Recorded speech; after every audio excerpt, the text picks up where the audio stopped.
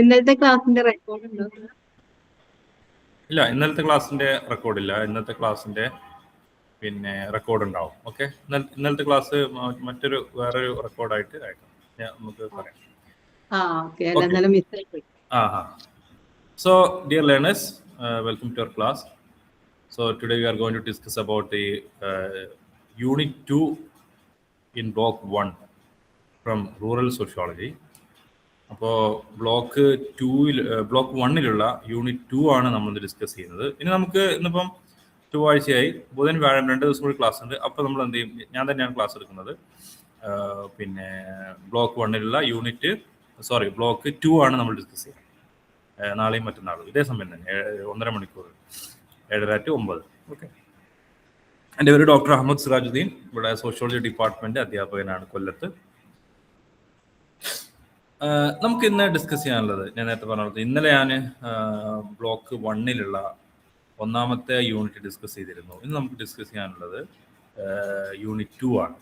Okay. അപ്പോൾ എന്താണ് rural sociology എന്നും, ആ റൂറൽ സോഷ്യോളജി എന്ന് പറയുന്ന ഒരു പ്രത്യേക ഒരു പഠന മേഖല, അതായത് ഗ്രാമീണ സമൂഹത്തെക്കുറിച്ച് പഠിക്കുന്ന ഒരു പ്രത്യേക സോഷ്യോളജിയുടെ ഒരു ഭാഗം, ഒരു സബ് ഡിസിപ്ലിൻ, അതെന്താണ്, അതിൻ്റെ ഡെഫിനിഷൻ, അതിൻ്റെ ടൈപ്സ്, അതുപോലെ തന്നെ അതിൻ്റെ പഠന മേഖലകൾ, അതുപോലെ തന്നെ റൂറൽ സോഷ്യോളജി എന്തൊക്കെ പഠിക്കും, അതിൻ്റെ സ്കോപ്പ് എന്താണ്, അതുപോലെ തന്നെ റൂറൽ സോഷ്യോളജി അല്ലെങ്കിൽ റൂറൽ സൊസൈറ്റിയുടെ, ഗ്രാമീണ സമൂഹത്തിന്റെ പ്രത്യേകതകൾ എന്തൊക്കെയാണ്, എന്താണ് അതിൻ്റെ പ്രത്യേകമായ ചില ക്യാരക്ടറിസ്റ്റിക്കൽ ഫീച്ചേഴ്സ്, അതെങ്ങനെയാണ് അർബൻ സമൂഹത്തിൽ നിന്ന് അല്ലെങ്കിൽ ഗ്രാമീണ സമൂഹത്തിൽ നിന്ന് വ്യത്യസ്തമായി നിൽക്കുന്നത്, ഗ്രാമീണ സമൂഹവും അതുപോലെ തന്നെ നഗര സമൂഹവും തമ്മിലുള്ള വ്യത്യാസങ്ങൾ എന്തൊക്കെയാണ്, എന്നാൽ വ്യത്യാസങ്ങൾ ഉണ്ടെങ്കിലും എങ്ങനെയാണ് അവർ പരസ്പരം ഡിപ്പെൻഡ് ചെയ്യുന്നത്, പ്രത്യേകിച്ച് സാമ്പത്തിക മേഖല, നമുക്ക് ജീവിക്കണമെങ്കിൽ നമ്മൾ എല്ലാവരും ഡിപ്പെൻഡ് ചെയ്തേ മതിയാവും, എങ്ങനെ ഡിപ്പെൻഡ് ചെയ്യുന്നു, ഇത്തരം വിഷയങ്ങളാണ് നമ്മൾ ഇന്നലെ ഡിസ്കസ് ചെയ്യുന്നത്. ഇന്ന് നമ്മൾ ഡിസ്കസ് ചെയ്യാൻ പോകുന്ന പ്രത്യേകിച്ച് റൂറൽ സൊസൈറ്റിയുടെ അല്ലെങ്കിൽ ഗ്രാമീണ സമൂഹത്തിന്റെ ഏറ്റവും വലിയ പ്രത്യേകത എന്ന് പറയുന്നത് അവര് കൃഷി അല്ലെങ്കിൽ കാർഷിക മേഖലയുമായി ബന്ധപ്പെട്ട് ജീവിക്കുന്നവരാണ് എന്നുള്ളതാണ്. അപ്പോൾ കാർഷിക സമൂഹം എന്ന നിലയിൽ അവർക്ക് ഒരുപാട് പ്രത്യേകതകളുണ്ട്. അവരൊരു പാരമ്പര്യമായ ഒരുപാട് വിശ്വാസങ്ങളൊക്കെ പിന്തുടരുന്നവരാണ്. ഓക്കെ. ഇപ്പൊ പ്രത്യേകിച്ച് സോഷ്യോളജിയിലും ആന്ത്രപ്പോളജിയിലും ഈ ഒന്നുകിൽ അർബൻ സമൂഹം വളരെ പാരമ്പര്യമായി ജീവിക്കുന്ന റൂറൽ സമൂഹം പാരമ്പര്യമായ അല്ലെങ്കിൽ പാരമ്പര്യ വിശ്വാസങ്ങളൊക്കെ പിന്തുടരുന്ന രീതിയിൽ വളരെ സിമ്പിൾ ലൈഫ് ഫോളോ ചെയ്യുന്ന ആദിവാസി സമൂഹങ്ങള്, ഗ്രാമീണ സമൂഹങ്ങൾ എന്നൊക്കെ നമ്മൾ വിളിക്കുന്ന, അല്ലെ അങ്ങനെ അത്തരത്തിലുള്ള ഒരു വിഭാഗത്തെക്കുറിച്ചും, അതുപോലെ വളരെ കോംപ്ലക്സ് ആയിട്ട് സങ്കീർണമായ ജീവിത രീതി പിന്തുടരുന്ന നഗര സമൂഹങ്ങൾ എന്നിങ്ങനെ ഉള്ള തരംതിരിവുകളാണ് സോഷ്യോളജിയിലും ആന്ത്രപ്പോളജിയിലും പൊതുവേ നമ്മൾ കാണുന്നത്. ഓക്കെ. നിങ്ങളൊക്കെ 1ാമത്തെ 2ാമത്തെ ഒക്കെ സെമസ്റ്ററുകൾ തുടക്കത്തിലൊക്കെ നിങ്ങൾ പരിചയിച്ചിട്ടുള്ള ഒരു ഫ്രഞ്ച് സോഷ്യോളജിസ്റ്റ് ആണ് എമൈൽ ദുർഖൈം. അദ്ദേഹത്തിന്റെ ഒക്കെ ഡിവിഷൻ ഓഫ് ലേബർ എന്നുള്ള വളരെ പ്രശസ്തമായിട്ടുള്ള ഒരു ബുക്കുണ്ട്. ആ ബുക്കിലൊക്കെ അദ്ദേഹം സംസാരിക്കുന്നത് എന്താണ്? ഇതേ വിഷയം തന്നെയാണ്. അതായത് എങ്ങനെയാണ് സമൂഹത്തിൽ വളരെ സിമ്പിൾ ആയിട്ട്, അല്ലെങ്കിൽ എന്താ പറയുക, പരസ്പരം നമ്മൾ ഇന്നലെ ഡിസ്കസ് ചെയ്ത ആ ഒരു കൺസെപ്റ്റ് ഹോമോജനിറ്റി, അതായത് ഒരേ രൂപത്തിൽ അല്ലെങ്കിൽ ഏകശിലാത്മകമായി ജീവിക്കുന്ന ഒരു സമൂഹത്തിൽ നിന്നും വളരെ സങ്കീർണമായിട്ട് ഹെട്രോജനിറ്റി അടിസ്ഥാനപ്പെടുത്തി ജീവിക്കുന്ന ഒരു ആധുനിക സമൂഹത്തിലേക്ക് മനുഷ്യൻ മാറുമ്പോൾ ആ സമൂഹത്തിന്റെ ഐക്യം ഏത് രൂപത്തിലാണ്, അതിലേക്ക് ഞാൻ പോകുന്നില്ല. അതല്ല നമ്മുടെ വിഷയം ഇങ്ങനെയാണ്. ദുർഖൈം എങ്ങനെയാണ് സമൂഹത്തെ 2ആയി തരംതിരിച്ചത്. അതായത് വളരെ സിമ്പിൾ ആയിട്ടുള്ള ഒരു എന്താ പറയാ ട്രൈബൽ സമൂഹങ്ങൾ, ആദിവാസി സമൂഹങ്ങൾ, അതിൽ നിന്നും എങ്ങനെയാണ് ആധുനിക സമൂഹത്തിലേക്ക് മാറുമ്പോൾ ഈ 2 സമൂഹത്തെ ദുർഖൈം മനസ്സിലാക്കി. അപ്പോൾ ചോദ്യം ഇതാണ്, ഈ 2 സമൂഹങ്ങളേ ഉള്ളൂ എന്നുള്ളത്, അതല്ലാതെ മറ്റ് ടൈപ്പ് ഓഫ് സമൂഹങ്ങൾ ഒരുപാടില്ലേ? ദുർഖൈം ഇങ്ങനെ പറഞ്ഞു. ദുർഖൈമിന്റെ അണ്ടർസ്റ്റാൻഡിങ് ഈ രൂപത്തിലാണ്. നമ്മൾ മെക്കാനിക്കൽ സോളിഡാരിറ്റി, ഓർഗാനിക് സോളിഡാരിറ്റി ഒക്കെ നമ്മൾ പഠിച്ചു. ഇതേപോലെ തന്നെ മറ്റ് ചില സോഷ്യോളജിസ്റ്റുകളും ആന്ത്രപ്പോളജിസ്റ്റുകളും ഇതേ രീതി പിന്തുടരുന്നുണ്ട് എന്നുള്ളതാണ്. നമ്മൾ ഓർമ്മയിൽ അങ്ങനത്തെ ഒരുപാട് ആളുകൾ വരുന്നു. ഏണസ്റ്റ് ഗെൽനറുടെ ഒരു പഠനമുണ്ട്, മുസ്ലിം സൊസൈറ്റി എന്ന് പറയുന്ന പഠനത്തിൽ ഒക്കെ ഈ രീതിയിലുള്ള ഡിഫറൻസുകൾ കാണുന്നു. അങ്ങനെ പലരും. ഞാൻ അതിലേക്ക് പോകുന്ന ആ ഒരു ഡീറ്റെയിൽസിലേക്ക് പോലല്ല ഞാൻ ഉദ്ദേശിക്കുന്നത്. ഞാൻ പറയുന്നത് സമൂഹത്തെ ഇങ്ങനെ 2ആയി മാത്രം കാണുക എന്നുള്ളത്, രണ്ട് രീതിയിൽ കാണുക. പക്ഷെ ഇതല്ലാതെ എന്താണ് ഈ പറഞ്ഞ, അല്ലെങ്കിൽ ദുർഖൈമൊക്കെ പറഞ്ഞ രൂപത്തിലുള്ള സിമ്പിൾ സമൂഹത്തിന്റെ പ്രത്യേകതകളുണ്ട്. എന്നാൽ ഒരു എന്താ പറയാ മോഡേൺ എന്താ പറയാ നഗര സമൂഹത്തിന്റെ അർബൻ സമൂഹത്തിന്റെ ചില പ്രത്യേകതകളുണ്ട്. അങ്ങനെയുള്ള ചില സമൂഹങ്ങളുണ്ട്. അങ്ങനെയുള്ള ചില സമൂഹമാണ് യഥാർത്ഥത്തിൽ ഈ പെസന്റ് സൊസൈറ്റി എന്നൊക്കെ പറയുന്ന കാർഷിക സമൂഹങ്ങൾ എന്ന് ചില സോഷ്യോളജിസ്റ്റുകൾ അഭിപ്രായപ്പെടുന്നു. നമ്മൾ അതിലേക്ക് വരുന്നുണ്ട്. ഞാൻ പറഞ്ഞു വരുന്നത് ഈ കാർഷിക സമൂഹങ്ങൾ അല്ലെങ്കിൽ പെസന്റ് അടിസ്ഥാനപ്പെടുത്തി ജീവിക്കുന്ന ചില സമൂഹങ്ങൾ. ഇപ്പൊ നമ്മൾ നേരത്തെ റൂറൽ സമൂഹം നമ്മൾ ഇന്നലെ പറഞ്ഞു. പക്ഷെ അതിനേക്കാൾ അതല്ലാതെ റൂറൽ സമൂഹം എന്ന് നമ്മൾ ഇന്നലെ പറഞ്ഞു. റൂറൽ സമൂഹത്തിന് ഏറ്റവും വലിയ പ്രത്യേകത എന്ന് പറയുന്നത് കൃഷിയാണെന്നും പറഞ്ഞു. പക്ഷെ കൃഷി അടിസ്ഥാനപ്പെടുത്തി മാത്രം ജീവിക്കുന്ന ചില കാർഷിക സമൂഹങ്ങൾക്ക് അവർക്ക് മാത്രമായിട്ട് ചില പ്രത്യേകതകളുണ്ട് എന്ന് ചില ആന്ത്രോപോളജിസ്റ്റുകൾ അഭിപ്രായപ്പെടുന്നുണ്ട്. ഓക്കെ, അതാണ് പെസന്റ് സൊസൈറ്റി എന്ന് പറയുന്ന കൺസെപ്റ്റ്. ഞാൻ അതിലേക്ക് വരുന്നുണ്ട്. അത് ഞാൻ ആദ്യമായി പറഞ്ഞു എന്ന് മാത്രം. അപ്പൊ ഇത് നമ്മൾ മനസ്സിലാക്കി വെക്കുക. എന്താണ് ഈ പെസന്റ്? നമ്മളിവിടെ പല കാര്യം ഡിസ്കസ് ചെയ്യും. പെസന്റ് എന്ന് പറഞ്ഞാൽ എന്താണ്, പെസന്റ് സൊസൈറ്റി എന്ന് പറഞ്ഞാൽ എന്താണ്, എന്നാൽ ഫാർമർ എന്ന് പറഞ്ഞാൽ എന്താണ്, ഇങ്ങനെ പല കൺസെപ്റ്റുകളുണ്ട്. നമ്മൾ അതിലേക്ക് വരാം. അപ്പൊ agrarian structure of tradition Indian society, നമ്മുടെ ഇന്ത്യൻ സമൂഹത്തിന്റെ കാർഷിക ഘടനയെ കുറിച്ചാണ് ഈ യൂണിറ്റിൽ ഡിസ്കസ് ചെയ്യുന്നത്. അപ്പൊ നമുക്കറിയാവുന്ന പോലെ തന്നെ 16-17 നൂറ്റാണ്ടുകളിൽ ഏകദേശം 85% നമ്മുടെ ഇന്ത്യൻ പോപ്പുലേഷൻ എന്ന് പറയുന്നത് കാർഷിക സമൂഹങ്ങളായിരുന്നു. അവർ വില്ലേജിലായിരുന്നു താമസിച്ചിരുന്നത്. നമ്മൾ ഇന്നലെ പറഞ്ഞതാണ്. അപ്പൊ അവരുടെ പ്രധാനപ്പെട്ട ജീവിത രീതി അല്ലെങ്കിൽ അവരുടെ പ്രധാനപ്പെട്ട വരുമാന മാർഗം എന്ന് പറയുന്നത് കൃഷിയാണ് എന്നും നാം ഇന്നലെ മനസ്സിലാക്കി. അപ്പോൾ എന്താണ് റൂറൽ സൊസൈറ്റിയിൽ അല്ലെങ്കിൽ ഗ്രാമീണ സമൂഹത്തിൽ എന്തൊക്കെ തരം ആളുകളുണ്ട്? അവിടെ പെസൻസ് ഉണ്ട്, കർഷകരുണ്ട്, ഭൂവുടമകളുണ്ട്, അതുപോലെ തന്നെ കരകൗശല വിദ്യ അത് അങ്ങനെ ജീവിക്കുന്ന ആളുകളുണ്ട്, മരപ്പണിക്കാർ, അതുപോലെ തന്നെ കൊല്ലപ്പണി ചെയ്യുന്ന ആളുകൾ, അങ്ങനത്തെ ഉള്ള ആളുകളുണ്ട്. ഓക്കെ, അപ്പൊ ഈ ലാൻഡ് ഓണേഴ്സും ഭൂവുടമകളും അതുപോലെ തന്നെ കൾട്ടിവേറ്റേഴ്സ്, കൃഷി ചെയ്യുന്നവരും. ഭൂവുടമകൾ ചിലപ്പോൾ കൃഷി ചെയ്യാറില്ല, അവർ വേറെ ആളെ കൊണ്ട് കൃഷി ചെയ്യിപ്പിക്കുക ചെയ്യുന്നത്. അപ്പൊ ലാൻഡ് ഓണേഴ്സ് ആൻഡ് കൾട്ടിവേറ്റേഴ്സ്, കൃഷി ചെയ്യുന്നവരും ഭൂവുടമകളും ആ ഒരു എന്താ പറയുക അഗ്രികൾച്ചറൽ പ്രൊഡക്ഷൻ, കാർഷിക വൃത്തിയിൽ അവർ പങ്കെടുത്തു എന്നുള്ളതാണ്. അപ്പൊ ഇതുമായി ബന്ധപ്പെട്ട പല ഗ്രൂപ്പുകളുണ്ട്. നമ്മൾ അതിലേക്ക് നമുക്ക് അത് പരിചയപ്പെടാം. അപ്പോൾ ഇങ്ങനെ പല ഗ്രൂപ്പുകളുണ്ട്. അതായത് ഭൂമി ഓൺ ചെയ്യുന്നവർ, ഭൂ ഉടമകള്, അതിൽ പണിയെടുക്കുന്നവര്. എന്നാൽ ഈ ഭൂവുടമ റെന്റിന് കൊടുത്ത ആളുകളുണ്ട്, പാട്ടത്തിന് കൊടുത്ത ഭൂമി പാട്ടത്തിന് വാങ്ങിയ ആളുകൾ. എന്നാൽ കുറച്ച് ഭൂമി കൈവശം വെക്കുന്നവര്, ഒരുപാട് ഭൂമി കൈവശം വെക്കുന്നവര്, ഈ കൃഷി ചെയ്യുമ്പോൾ തന്നെ തൽക്കാലം താമസിക്കാനും ഒക്കെ വേണ്ടി കൃഷി വിട്ടുകൊടുത്ത കുടിയാന്മാര്, ഇങ്ങനെയുള്ള പല വിഭാഗങ്ങളും ഗ്രാമത്തിൽ താമസിക്കുന്നു. അവർക്കെല്ലാം തന്നെ ഈ അഗ്രികൾച്ചറൽ പ്രൊഡ്യൂസ് അല്ലെങ്കിൽ നമ്മൾ കൃഷി ചെയ്യുന്ന ഉൽപ്പന്നം അതെങ്ങനെ ഉപയോഗിക്കാം, അതിൽ എത്ര ഷെയർ കിട്ടും, ഇതൊക്കെ വളരെ വ്യത്യസ്തമായ രീതിയിലാണ്. ഓക്കെ, അപ്പൊ ഇത് ആളുകൾ തമ്മിലുള്ള ബന്ധം, ഭൂവുടമകളും ആ ഭൂവുടമയിൽ പണിയെടുക്കുന്ന ആളുകളും, ചെറിയ ചെറിയ ഭൂവുടമകൾ, ഇങ്ങനെയുള്ള പല ഗ്രൂപ്പ് ഉണ്ടെന്ന് പറഞ്ഞല്ലോ. അപ്പൊ ഇവർ തമ്മിലുള്ള ബന്ധം എന്ന് പറയുന്നത് അത് സഹകരണത്തിന്റെയും, എന്നാൽ അവർ തമ്മിൽ ചില ഗ്രൂപ്പുകൾ തമ്മിൽ കോമ്പറ്റീഷനുമുണ്ട്, എന്നാൽ ചില ഗ്രൂപ്പുകൾ തമ്മിൽ സംഘർഷങ്ങളുമുണ്ട്. അപ്പോൾ സംഘർഷവും സഹകരണവും മത്സരവും അതിലൊക്കെ അധിഷ്ഠിതമായിട്ടുള്ള ബന്ധമാണ് ഈ ഗ്രാമത്തിലുള്ള വിവിധ ഗ്രൂപ്പുകൾ തമ്മിൽ എന്ന് നമ്മൾ മനസ്സിലാക്കുക. ഓക്കെ, അപ്പൊ ഇങ്ങനെ പല രീതിയിൽ സാമ്പത്തികമായിട്ടും സാമൂഹികമായിട്ടും രാഷ്ട്രീയപരമായിട്ടുമുള്ള ഇത്തരത്തിലുള്ള ബന്ധങ്ങൾ, കൃഷിയുമായിട്ട് രൂപപ്പെടുന്ന ഇങ്ങനെയുള്ള ബന്ധങ്ങൾ, ആ ബന്ധങ്ങളെയാണ് അല്ലെങ്കിൽ ആ നെറ്റ്വർക്കിനെയാണ് നമ്മൾ അഗ്രേറിയൻ സ്ട്രക്ചർ എന്ന് വിളിക്കുന്നത്. ഗ്രാമീണ സമൂഹത്തിന്റെ ഒരു കാർഷിക ഘടന എന്ന് നമ്മൾ വിളിക്കുന്നത് ഇതിനെയാണ്. ഓക്കെ, അപ്പൊ നമുക്കറിയാം ഈ വില്ലേജ് കമ്മ്യൂണിറ്റീസ് അല്ലെങ്കിൽ നമ്മുടെ ഗ്രാമത്തിലുള്ള സമൂഹങ്ങൾ എന്ന് പറയുന്നത്, ബ്രിട്ടീഷുകാർക്ക് വരുന്നതിന് മുമ്പ് അവർ മറ്റാരെയും മറ്റാരെയും ഡിപ്പെൻഡ് ചെയ്യാതെ അവരുടെ കാര്യങ്ങൾ അവർ തന്നെ നോക്കും, അവർക്ക് ആവശ്യമുള്ള കാര്യങ്ങൾ അവർ തന്നെ പ്രൊഡ്യൂസ് ചെയ്യുന്ന തരത്തിലുള്ള ഒരു രീതിയാണ് വില്ലേജ് കമ്മ്യൂണിറ്റീസിൽ ഉണ്ടായിരുന്നത്. ഇപ്പൊ ഞാനിവിടെ ഒരു പിക്ചർ നിങ്ങളൊന്ന് നോക്കുക അല്ലെ, ഒരു ട്രഡീഷണൽ ഇന്ത്യൻ സമൂഹത്തിന്റെ അഗ്രേറിയൻ സ്ട്രക്ചർ. ഓക്കെ, അപ്പോ ഇവിടെ പലതരത്തിലുള്ള ആളുകൾ, ഈ ഇവിടെ ഒരാൾ കണ്ടില്ലേ, അയാള് റെപ്രസെന്റ് ചെയ്യുന്നത് ചിലപ്പോൾ അയാൾ ഭൂവുടമയാണ്, വലിയ ഒരു ജമീന്ദാർ. എന്നാൽ അതിലെ കീഴിൽ പണിയെടുക്കുന്ന ആളുകൾ വെറും കാർഷിക തൊഴിലാളികളാണ്.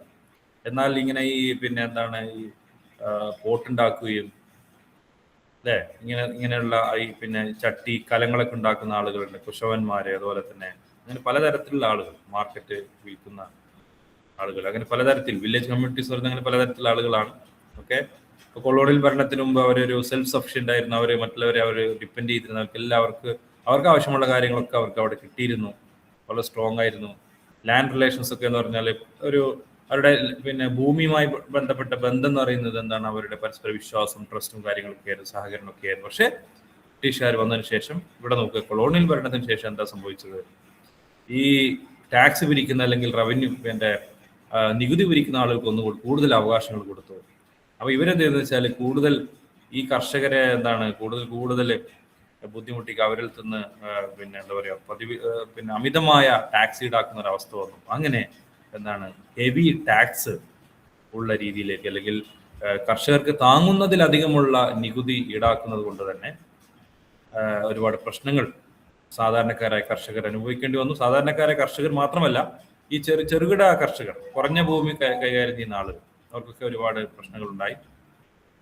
ബ്രിട്ടീഷുകാരെന്താ ചെയ്യുന്ന, അവർക്ക് ടാക്സ് വേണം, വരുമാനം വേണം. അപ്പൊ അത് നേരിട്ട് ഈ ടാക്സ് കളക്ട് ചെയ്യുന്ന ജമീന്ദാർമാരും ഷൗക്കിദാർമാരിൽ നിന്ന് നേരിട്ട് കളക്ട് ചെയ്യുക. ഇവരെന്ത് ചെയ്യും, ഇവര് ഈ കർഷകരെ പിഴിഞ്ഞ് ആ ടാക്സ് ബ്രിട്ടീഷുകാർക്ക് കൊടുക്കുക. അതനുസരിച്ച് ഇവർ ജീവിക്കാം. അപ്പൊ ഇങ്ങനെ ഈ ടാക്സ് പിരിക്കുന്ന ആളുകളും അതുപോലെ തന്നെ അതിന് ബ്രിട്ടീഷ് ഭരണത്തെയൊക്കെ തീറ്റിപ്പോറ്റുന്ന പാവങ്ങളായിട്ടുള്ള കർഷകർ, അവരാണ് ഇതിന്റെ ഒക്കെ പ്രശ്നം അനുഭവിക്കേണ്ടി വന്നത്. മാത്രമല്ല, ബ്രിട്ടീഷുകാർ വന്നതിന് ശേഷം ഇവർക്ക് പണം കടം കൊടുക്കുന്ന ഈ പൈസ കടത്തിന് കൊടുത്ത് അങ്ങനെയുള്ള ചില പണമിടപാടുകാർ അവരുമല്ലാതെ വന്നു, അല്ലെങ്കിൽ അവർക്കും കുറച്ച് റോള് കിട്ടി. സ്വാഭാവികമായിട്ടും ഇവരിൽ നിന്ന് വാങ്ങിയ കടം തിരിച്ചടക്കാൻ കഴിയാതെയുള്ള നിത്യമായിട്ടുള്ള ഒരു കടത്തിലേക്ക് കർഷകർ പോകുന്നു. ഇങ്ങനെയുള്ള മാത്രമല്ല, നമ്മളെ വില്ലേജിൽ ഉണ്ടായിരുന്ന പണ്ട് മുതലെയുള്ള അവർക്ക് അറിയാമായിരുന്ന ഒരുപാട് കഴിവുകളും അതുപോലെ തന്നെ കരകൗശല വിദ്യകളൊക്കെ അതൊക്കെ നഷ്ടമായി. കാരണം വെച്ചാൽ ബ്രിട്ടീഷുകാരെന്ന് വെച്ചാൽ ഇവിടുന്ന് ബ്രിട്ടീഷ് പ്രൊഡക്റ്റ് ഇവിടെ ഇമ്പോർട്ട് ചെയ്തിരുന്നു. ഇവിടെ നിങ്ങൾ റോ മെറ്റീരിയൽ കൊണ്ടുപോയിട്ട് ബ്രിട്ടിൽ ഉണ്ടാക്കിയിട്ട് തിരിച്ച് ഇവിടെ കൊണ്ടുവന്ന് വിൽക്കുക, ആ ഒരവസ്ഥയായിരുന്നല്ലോ. അതുകൊണ്ട് ഇവിടെ ഉണ്ടാക്കുന്ന പ്രോഡക്റ്റുകൾ, അത് കലമാണെങ്കിലും അല്ലെങ്കിൽ വസ്ത്രമാണെങ്കിലും മറ്റേതാണെങ്കിലും അതിന് വിലയില്ലാതെ അല്ലെങ്കിൽ അത് അവർക്ക് വിൽക്കാൻ സാധിച്ചില്ല. അപ്പൊ ഇങ്ങനെയുള്ള മാത്രമല്ല, ഈ കർഷകർ അവരുടെ ആവശ്യത്തിന്, അവരുടെ ജീവിക്കാൻ ആവശ്യം അല്ലെങ്കിൽ അവർക്ക് ജീവിക്കാൻ വേണ്ടിയായിരുന്നു കൃഷി നടത്തിയിരുന്നത്. അത് മാറിയിട്ട് കച്ചവടം നടത്താൻ വേണ്ടിയുള്ള കൃഷിയായിട്ട് മാറി. കൊമേഴ്സ്യലൈസേഷൻ ഓഫ് അഗ്രികൾച്ചർ ആ രീതിയിലേക്കൊക്കെ മാറി. അതൊക്കെയാണ് നമുക്ക് മൊത്തത്തിൽ പറയുകയാണെങ്കിൽ എന്തുണ്ടായി. ദാരിദ്ര്യവും അതുപോലെ തന്നെ ചൂഷണവും അങ്ങനെയുള്ള പലതരത്തിലുള്ള സാമൂഹിക അസമത്വങ്ങൾ രൂപം കൊണ്ടു എന്നാണ് പറയുന്നത്. ഇതൊക്കെയാണ് കൊളോണിയൽ ഭരണത്തിന് ശേഷം ഉണ്ടായിട്ടുള്ള, എങ്ങനെയാണ് കൊളോണിയൽ ഭരണം, എങ്ങനെയാണ് ബ്രിട്ടീഷ് ഭരണം ഈ കർഷകരുടെ മേൽ അല്ലെങ്കിൽ കാർഷിക ഘടനയിൽ ഉണ്ടാക്കിയ മാറ്റങ്ങൾ. ഒരുപാട് സാമൂഹിക സാമ്പത്തിക മാറ്റങ്ങൾ കൊണ്ടുവന്നു. പണ്ട് മുതലെയുള്ള ഒരു ട്രഡീഷണൽ അഗ്രികൾച്ചർ ഇൻസ്റ്റിറ്റ്യൂഷൻസ് അത് ഇല്ലാതെയായി. അതിന് പകരം പുതിയ തരത്തിലുള്ള ഉടമസ്ഥ അവകാശവും അതുപോലെ തന്നെ കാർഷിക ബന്ധങ്ങളുമാണ് രൂപപ്പെട്ടത്. പുതിയ തരത്തിലുള്ള ക്ലാസുകൾ രൂപപ്പെടുന്നു. പുതിയ തരത്തിലുള്ള പുതിയ വിഭാഗങ്ങൾ വരികയാണ്. അത് അവരിൽപ്പെട്ട വിഭാഗമാണ്. ഇവിടെ നോക്കൂ, absentee land loans. Absent land loans പറയുമ്പോൾ ഇവരുടെ ഭൂമി ഇവിടെ ഉണ്ടാവും, പക്ഷെ ഇവരിവിടെ ഉണ്ടാവില്ല. ഇവർ മറ്റു പുറത്ത് ടൗണിലൊക്കെ താമസിക്കുന്നവരായിരിക്കും. ഇവരെന്ത് ചെയ്യുന്ന വെച്ചാൽ ഈ ഭൂമി ഒന്ന് റെന്റിന് കൊടുക്കുക അല്ലെങ്കിൽ പാട്ടത്തിന് കൊടുക്കുന്നവരായിരിക്കും. അത്തരത്തിൽ ആബ്സെന്റി ലാൻഡ് ലോൺസ് ഉണ്ടായി. അതുപോലെ തന്നെ മണി ലെൻഡേഴ്സ്, കടം കൊടുക്കുന്ന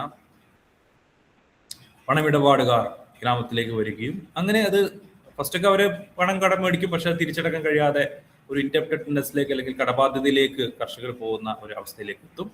അപ്പൊ അങ്ങനെ കുടിയാന്മാർ, അതുപോലെ തന്നെ ഷെയർ ക്രോപ്പേഴ്സ്, പാട്ടത്തിന് കൃഷി ഭൂമി വാങ്ങി കൃഷി ചെയ്യുന്നവർ, അതുപോലെ തന്നെ കാർഷിക തൊഴിലാളികൾ, കൂലിക്ക് വേണ്ടി കൃഷി ചെയ്യുന്നവർ, ഇങ്ങനെയുള്ള ഒരുപാട് ആളുകൾ ഈ കാർഷിക ഘടനയിൽ, കാർഷിക സാമൂഹിക ഘടനയിൽ നമുക്ക് കാണാൻ കഴിയുന്ന വിഭാഗങ്ങളാണ്.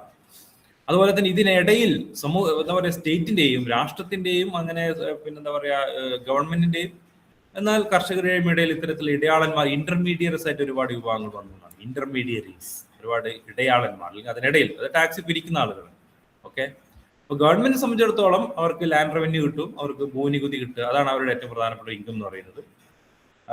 അപ്പോ ഗവൺമെന്റ് സ്വാഭാവികമായിട്ടും ഇത് വർദ്ധിപ്പിക്കുക, ഇതിന്റെ പാട്ടത്തിന്റെ അതിന്റെ ഒരു മൂല്യം വർദ്ധിപ്പിക്കുക, അതുപോലെ തന്നെ അങ്ങനെയൊക്കെ ചെയ്യുമ്പോൾ സ്വാഭാവികമായിട്ട് സംഭവിക്കുന്നത് കൃഷി ചെയ്യുന്ന കൾട്ടിവേറ്റേഴ്സ് എന്ന് പറയുമ്പോൾ ചെറിയ ഒരു ഇത് മാത്രമേ ഉണ്ടാവുള്ളൂ, കൃഷിഭൂമി മാത്രമേ ഉണ്ടാവുള്ളൂ. അങ്ങനെയുള്ള ആളുകൾ, അതുപോലെ തന്നെ കാർഷിക തൊഴിലാളികൾ, ഇവരുടെയൊക്കെ ജീവിതം വളരെ ദുസ്സഹമാവുന്ന ഒരവസ്ഥയിലേക്ക് വരികയാണ് ചെയ്തത്. അപ്പൊ നമുക്കിവിടെ ഇപ്പൊ കാറൽ മാർക്സ് ഒക്കെ പറഞ്ഞ പോലെ നമ്മുടെ ഇന്ത്യൻ സമൂഹം എന്ന് പറയുന്നത് മുഴുവനായിട്ട് ഫ്യൂഡലാണോ, അതായത് ഭൂമി അടിസ്ഥാനത്തിൽ മാത്രം ജീവിക്കുന്നവരാണോ, അതോ ക്യാപിറ്റലിസ്റ്റ് ആണോ? ഇവിടെ നിങ്ങൾ SLM പറയുന്നത് എന്താണെന്ന് വെച്ചാൽ, നമ്മളെ ഒരു കൊളോണിയൽ അഗ്രേറിയൽ സിസ്റ്റം എന്ന് പറയുന്നത് പൂർണ്ണമായിട്ടും ഫ്യൂഡലുമായിരുന്നില്ല, എന്നാൽ പൂർണ്ണമായിട്ടും ക്യാപിറ്റലിസ്റ്റുമായിരുന്നില്ല. അതായത് ഭൂമി അടിസ്ഥാനപ്പെടുത്തി ജീവിക്കുന്ന അല്ലെങ്കിൽ ഭൂമിയിൽ കൃഷി ചെയ്ത് ജീവിക്കുന്ന സമൂഹമാണ് എങ്കിൽ പോലും മാർക്കറ്റ് അല്ലെങ്കിൽ മുതലാളിത്ത വ്യവസ്ഥ ചില സ്വഭാവങ്ങളൊക്കെ അതിനുണ്ടായിരുന്നു എന്നുള്ളതാണ്. അപ്പോൾ പൂർണ്ണമായിട്ടും ഫ്യൂഡലുമല്ല, എന്നാൽ പൂർണ്ണമായിട്ടും ക്യാപിറ്റലിസ്റ്റും അല്ലാത്ത ഒരു രീതിയിലാണ് അന്നത്തെ ഒരു കാർഷിക ഘടന ഉണ്ടായിരുന്നത്. എന്തായാലും കൊളോണിയൽ ഭരണത്തിന്റെ ഒരു ആഫ്റ്റർ ഇഫക്റ്റ്, ഏറ്റവും പ്രധാനപ്പെട്ട ഒരു ഫലം എന്ന് പറയുന്നത് അസമത്വങ്ങൾ വർദ്ധിച്ചു എന്നുള്ളതാണ്. ഉള്ളവനും ഇല്ലാത്തവനും തമ്മിൽ, സാധാരണ കൂലിപ്പണിക്കാരനും അല്ലെങ്കിൽ കൃഷി എന്താ പറയാ കൃഷിഭൂമിയിൽ പണിയെടുക്കുന്ന സാധാരണക്കാരായിട്ടുള്ള പണിയാളുകൾ, അവരുടെ അതുപോലെ തന്നെ ചെറുകിട കർഷകർ, പാട്ടക്കാർ, കുടിയാന്മാർ, ഇവരുടെ ജീവിതം വളരെ ദുസ്സഹമാവുകയും അത് വലിയ പ്രശ്നത്തിലേക്ക് നയിച്ചു. നമ്മൾ ഇനി പിന്നീട് കാണാൻ പോകുന്ന തരത്തിലുള്ള ഒരുപാട് കർഷക സമരങ്ങൾ കാണേണ്ടുന്ന, കർഷകർ അവരുടെ അവകാശങ്ങൾക്ക് വേണ്ടി സമരം ചെയ്യുന്ന അവസ്ഥയിലേക്ക് നമ്മൾ കാണും. ഞാൻ നേരത്തെ പറഞ്ഞതുപോലെ തന്നെ ഇങ്ങനെയുള്ള ഈ പെസന്റ് സൊസൈറ്റി ഉണ്ടല്ലോ, ഈ കാർഷിക സമൂഹങ്ങളെ കുറിച്ചുള്ള ഒരു താല്പര്യം ആന്ത്രപ്പോളജിക്ക് പിന്നെ വന്നതാണ്. നമ്മളെ ഈ പഠന വിഷയം സോഷ്യോളജി ആന്ത്രപ്പോളജിക്ക് വരുന്ന ഒരു പെസന്റ് സൊസൈറ്റി എന്ന് പറയുന്നത്, അല്ലെങ്കിൽ കാർഷിക സമൂഹം എന്ന് പറയുന്നത് പ്രത്യേകിച്ച് ആന്ത്രപ്പോളജിക്ക് താല്പര്യം പിന്നീട് ഉണ്ടാവുകയാണ്. കാരണം മുമ്പത്തെ തുടക്കത്തിൽ ആന്ത്രപ്പോളജി എന്ന് പറയുന്നത് ഈ പറഞ്ഞ പോലെ ട്രൈബൽ സമൂഹത്തെ കുറിച്ച്, ആദിവാസി സമൂഹങ്ങളെ കുറിച്ച് പഠിക്കുക, അല്ലെങ്കിൽ ചെറിയ ചെറിയ സമൂഹങ്ങളെ കുറിച്ച് പഠിക്കുന്ന രീതിയായിരുന്നു. അപ്പോൾ ഈ പെസന്റ് സൊസൈറ്റി എന്ന് പറയുന്നത്, അല്ലെങ്കിൽ കാർഷിക സമൂഹങ്ങളെ കുറിച്ച് പഠിക്കുന്ന, അത് പിന്നീട് വന്ന ഒരു താല്പര്യമാണ്. അപ്പൊ അങ്ങനെ പഠിക്കുമ്പോൾ അവർക്ക് മനസ്സിലായി എന്താണ് ഈ സിമ്പിൾ ദുർക്കയൊക്കെ പറഞ്ഞ ഒരു സിമ്പിൾ സൊസൈറ്റിയും കോംപ്ലക്സ് സൊസൈറ്റിയും തമ്മിലുള്ള ഒരു ബന്ധം, അല്ലെങ്കിൽ ഇതിന്റെ ഈ രണ്ട് സമൂഹങ്ങളുടെയും സ്വഭാവങ്ങൾ ഉള്ള ചില സമൂഹങ്ങളുണ്ട് എന്ന് അവർക്ക് മനസ്സിലായത് ഈ പെസന്റ് സൊസൈറ്റിയെ കുറിച്ച് പഠിക്കാൻ തുടങ്ങിയപ്പോഴാണ്. ഓക്കെ, കാരണം ഈ പെസന്റ് സൊസൈറ്റി അല്ലെങ്കിൽ ഈ കാർഷിക സമൂഹങ്ങൾ എന്ന് പറയുന്നത് വലിയ വലിയ സംസ്കാരങ്ങളുടെ സിവിലൈസേഷൻ സ്വഭാവമുണ്ട്, എന്നാൽ ഈ ചില ആദിവാസി സമൂഹങ്ങളുടെ സിമ്പിൾ സൊസൈറ്റിയുടെ ചില പ്രത്യേകതകളുമുണ്ട്. അതാണ് ഈ പെസന്റ് സൊസൈറ്റി പ്രത്യേകം പഠിക്കാനുള്ള ഒരു താല്പര്യം ആന്ത്രപ്പോളജിക്ക് ഉണ്ടായിട്ടുള്ളത്, പെസന്റ് സൊസൈറ്റി.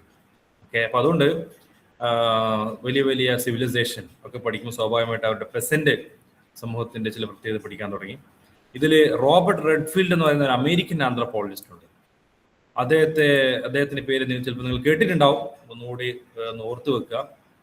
റോബർട്ട് റെഡ്ഫീൽഡിന്റെ കോൺട്രിബ്യൂഷൻസ് വളരെ ഇമ്പോർട്ടന്റ് ആണ്. ഈ റോബർട്ട് റെഡ്ഫീൽഡ് ആണ് ആദ്യമായിട്ട് ഈ ഫോക്ക് അർബൻ കോണ്ടിന്യൂം എന്നുള്ള കൺസെപ്റ്റ് കുറിച്ച് സംസാരിക്കുന്നത്. ഫോക്ക് അർബൻ കോണ്ടിന്യൂം എന്താ ഇതുകൊണ്ട് ഉദ്ദേശിക്കുന്നത്? ഞാൻ നേരത്തെ പറഞ്ഞ പോലെ തന്നെ ഇത്രയേ ഉള്ളൂ. അതായത് ഈ പെസന്റ് സൊസൈറ്റിയുടെ പ്രത്യേകത എന്ന് പറയുന്നത് അവർ ഫോക്ക് അല്ലെങ്കിൽ സിമ്പിൾ സൊസൈറ്റി, പരമ്പരാഗത സമൂഹത്തിൽ നിന്നും മുന്നോട്ട് പോയി, പക്ഷേ പൂർണ്ണമായിട്ടും ഒരു നഗര സമൂഹത്തിലേക്ക് എത്തിയിട്ടുമില്ല. ഇതിനിടയിലുള്ള ഒരു രീതിയിലാണ് പെസന്റ് സൊസൈറ്റി മുന്നോട്ട് പോകുന്നത്.